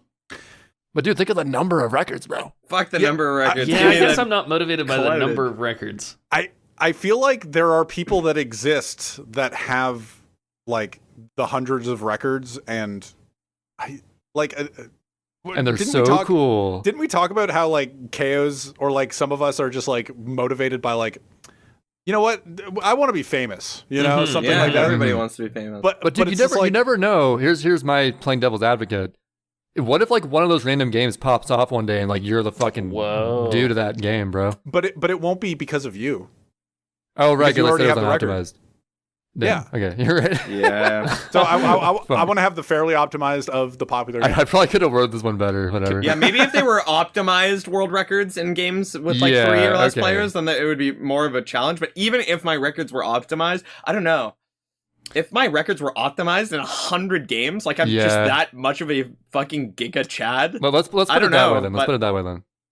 I think I still pick the 500 because people will care. Like, what games have more than 500 runners? Like, I'm pretty much guaranteed to get like hit like a Mario 64, Ocarina of Time, Yeah, Super Mario there's a Sunshine. decent Like, amount of them now. Odyssey. I'm going to be clouded out of my gourd, right? True. Yeah, I think we should keep talking about how shallow and desperate for attention Colin is. I think we should. No, he's just being real.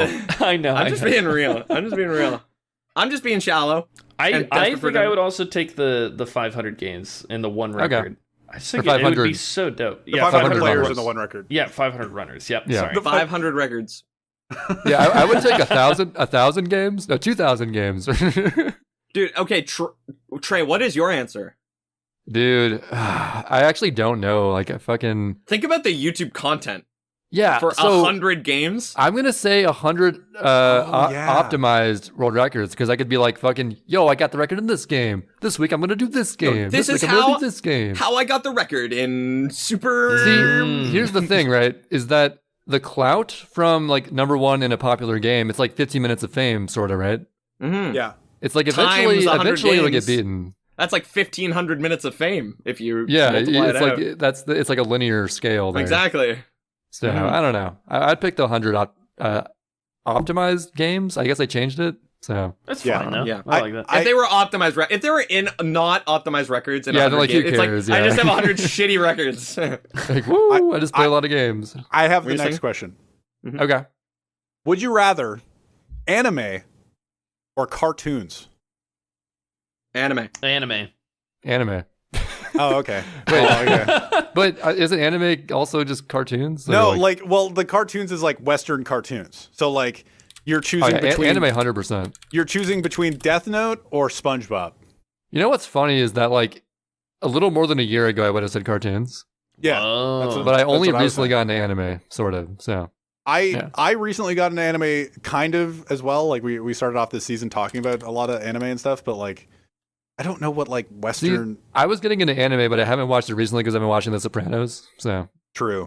which is not anime, by the way. That's See, okay, so I just shot in mine just to spice it up. You know, everyone's has discussion.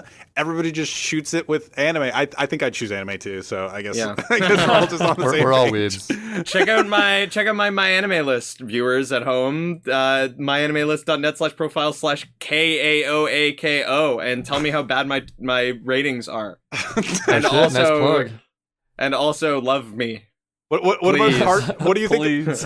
What do you think of Card Captor Sakura so far, Ko? That's a hot game. It's a hot.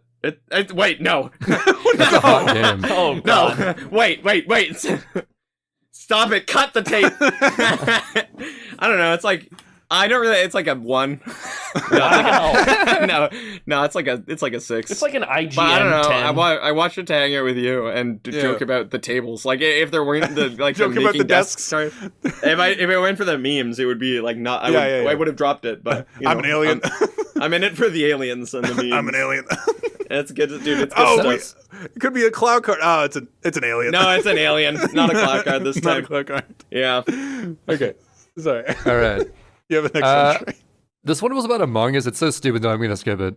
No, you have Just to do ask it. the question. Just Okay, ask it. do you want the Among Us one? Yeah. Just say it. All Yeah, right. You yeah. can't be analytical about it. We just So, go. I'll just say my answer. Uh-huh. let's say that you're like in Among Us IRL, right? Like you're in that situation. You're on the ship. You're on there. All right. Among Us VR. Among Yes. Us, yes. But this is like it's real life. Like if you die, you're actually dead. Okay. This is high stakes, right? Yep. Would you rather most of the people are sus of you, but you know who the imposters are, or everyone trusts you, but you don't know who the imposters are, and it's life or death? We're getting analytical here. That's actually really hard. Yeah, this is like a actually is really philosophical difficult. question. Everyone trust me. That's my choice. I like how the Among Us question is the deepest one I have. This is deep as fuck. Just immediately no response, and everybody's in deep thought. Let's just say, like, if I can't make a logical argument that can convince the others that the imposter is the Jet. imposter, then it Yeah. doesn't mean shit. That's I'm a good dead. point. But you I'm at like, least know who the bad guys are. if I'm just like, source, dude, just trust me. You know? If I hit you with a dude, just trust me, I'm screwed. Oh, dude, yeah. Whoever says that always 100% does. death rate. That's Dude, a just trust 100% me. death rate. I was in screwed. medical. Sorry, dude, that's my source. Man, it's just common sense. Yeah. So I pick everyone trust me because that at least that way I'm not screwed. See, the other one, it's only most, not everyone is sussy. Just most people are sus of you. Most is bad enough. Yeah, you're right. I agree with Colin's line of thinking here, by the way. I'd like to know who it is, but then they'd throw you out the airlock because they think it's you. Oh, yeah, there's so many variables, like who are the people, like who, you know. Like, it's just like, Boomst. if somebody else can make a better case that I'm the imposter than I can, than the actual imposter is the imposter, then I'm sitting there going like, well, I'm dead. I'm going to suffocate out in space, but I knew I guess I'd have to just go off of the trust one. I think I'd have to agree with the trust because then I'd have to figure it out then. But then And you could then- just like die randomly because you don't know who it is. Fuck. Yeah. I'm dead. Either way, this sucks. I guess you would just like always stay with two people and hope like they're not both the imposters. I'll take the knowledge. I'll take the knowledge of who it is. Damn. And then try to Convince them. Yeah. I'll try to convince them. At the very least, if you know who it is, then you can stay away from them. So you're not. Yeah. So as You're long more Oh, as you afraid don't of get your own voted out, you're crewmates. good. Yeah. Mm-hmm.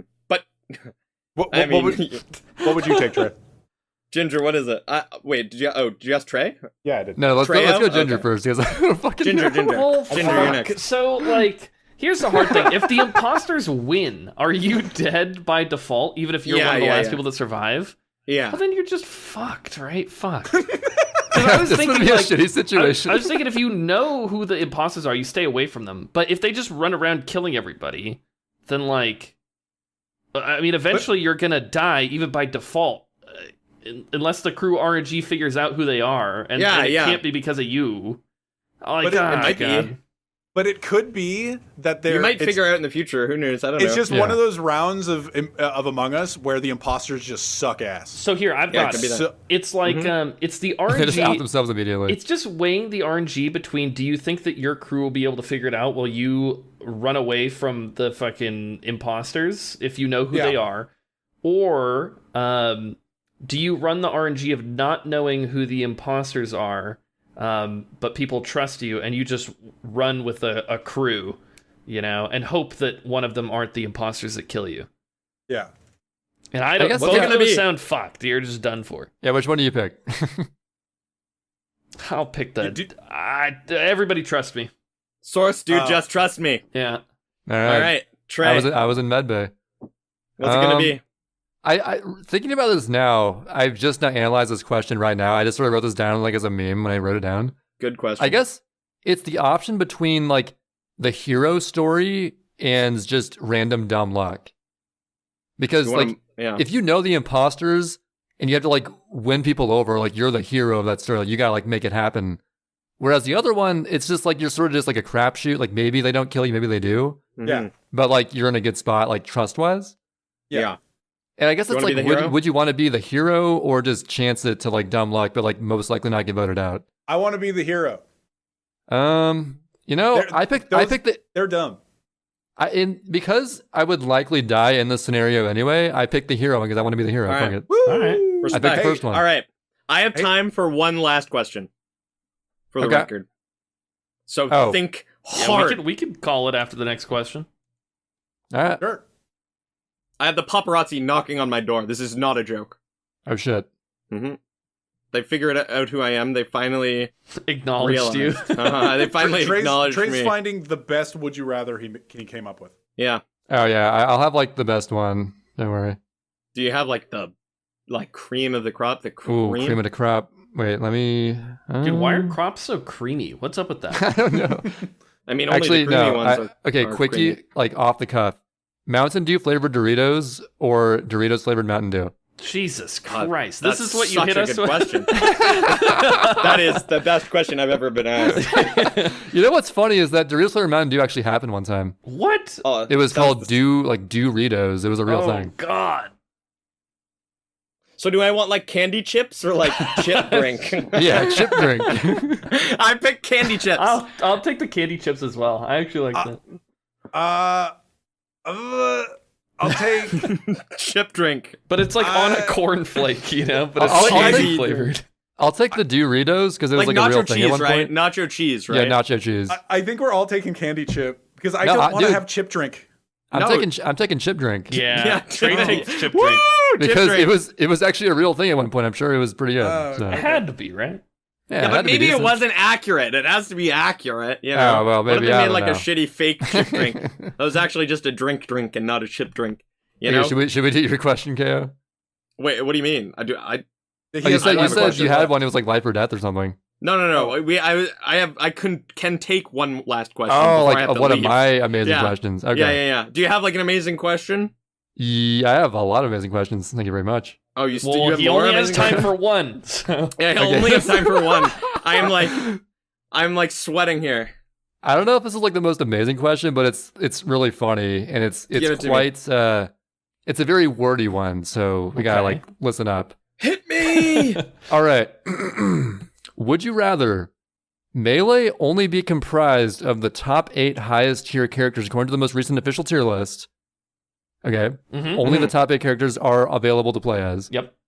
Or Melee has 100 characters, including current roster, that are of varying levels of balance between Fox and Bowser, and one of the new characters has to be Big Chungus, and is considered to have 50-50 matchup with Falco. Wow. That one's good. So the thing is, Isn't the second one just an upside? Well, I mean, first one, you get rid of like the shitty like Luigi. Fuck Luigi. yeah, right. Or fuck, I was gonna say or Jigglypuff, and then I was just like, No, Jigglypuff's still in the game. Yeah. I picked Big Chungus. I'm How already about- locked in. How about first one also remove Jigglypuff? Oh, Wow. Oh no. oh, that This is is a such tough one good. now. This is a balance. The thing is, it sounded so easy, and then you said Big Chungus. And now I don't But know no, how to like feel. imagine like people, you might lose tournaments to Big Chungus. I think Yeah, but that's I might chill. become a Big Chungus main. You ever consider that? A 50 I never considered Dude, that. I it's a guess. 50-50 matchup. That sounds like fun. What's wrong with a 50-50 matchup? Yeah. If maybe it was 70-30, then we'd have to reconsider. But like, I don't know. Big Chungus is pretty awesome. Fuck Puff. That's my answer. I've changed my answer. Yeah, I'm going Get with the Puff first out. option. Okay. Puff out. Puff out. You just hate Puff that much. This whole question yes. just stems on Puff. Yes, I hate Puff that much. I like the last edition. I'm just like, yeah, Puff isn't in it. I would want to see what the meta would develop with 100 characters that are in the same like range. I want to see like the But it was still at Puff. what's the character from what's the something basics, the horror game, with the Baldi's Something Basics. Basics? I want to see yeah. Baldi Baldi's in Basics, yeah. Smash Melee and just That'd be sick. Yeah, Him- that's true. him taking sets off of All right. I don't know, whatever. Since I'm no longer a competitor, I would like to say I think in reality I had to choose Big Chungus because think about how much fun, like just casually, like how much Yeah. fun it would be to have 100 characters in Melee. Like let's say they all have like Melee mechanics Big and like Chungus? some of them are like reasonably interesting. Like let's say an equal percentage of them are interesting. You know, they're not just all bloat. Let's say they're about the same quality as normal Melee characters. Like that would just be like insanely fun. Yeah. But if I was like a competitor, if I'm still competing, like just get Puff out, you know? Like, Yeah. oh, Easy. Puff out, easy. Yeah. Same Ginger? Maybe Big Chungus beats Puff. but- Yeah, so the thing is here for me is like I'm just a competitor, and having 100 character matchups to learn would be hell. Yeah, it's literally especially AIDS. if I have to learn the Big Chungus matchup. I mean, he goes even with Falco. Yeah, then you're messed up. screwed. You know Everyone's how gonna many people main. are gonna choose Big Chungus against him? That's gonna be I would messed up. choose him in a heartbeat. Like imagine Big Chungus taunting on you after. Like, Mhm. He deflates into Bugs Bunny. Into Bugs Bunny. oh, genius. And then he comes back. That's his taunt. But no, I mean it's pretty easy for me, but it does sound really cool to add 100 characters or have 100 characters in the game. One of them be Big Yeah. Chungus. I love it. Yeah. Well, then you're just like competitively, I don't want to deal with all that bullshit. I just can't. so- Yeah, it's my life, you know. What do you think, Trey? Are you leaning one way, Trey? Oh, dude, I'm as casual as fuck. Of course I'm picking the Big Chungus. Yeah, it makes sense. All the Yeah. way. And the 100 And- characters? Yeah. Well, Yeah. guys, I'm glad that you guys showed up for this hodgepodge of a podcast. it was fun. It got And more I'm serious glad- than I thought it would. Yeah, we had some real talk for like the first hour. I didn't expect that. Yeah, that kind of came out of nowhere, but I'm glad you guys. I'm glad we ended up doing the Ginger KO pod. Me too. Like that's Yeah, something. now we never have to do it again. Thank God. The classic duos, but yeah, thanks for being on. This was episode 30 of Video Games Are Hard, and I guess Trey can go through the stuff. Thanks for putting together the Would You Rathers, Trey. Oh, no problem. And you know what's even better is I have more like saved up for the future now. Pog. Genius. I got like, I got some other ones, some brain thinkers for you. That's good So, stuff. That's what brains do. All right. By the way, this is like our first Sunday release of an episode, I guess. Yeah. Welcome to As a- Sunday releases, everybody. The premiere of Sunday releases. All right. Well, I've been SSBM Ginger. And I've been Kaok_TV. And I've been Big Chungus. And I'm Sora. And we are the Fantastic we- Four. I don't know. We have to say, okay, so we're on YouTube on Sin and Trey. We're on Spotify and Google Podcasts, right? Are we still on Yes, Google and we Podcasts? still are. We still are. Yeah, Believe it or not. okay. And so that's where we post our podcast. KO's freaking out. Okay. This has been Video Games Are Hard, episode 30. See you guys next week. Thank you so much for watching. Goodbye.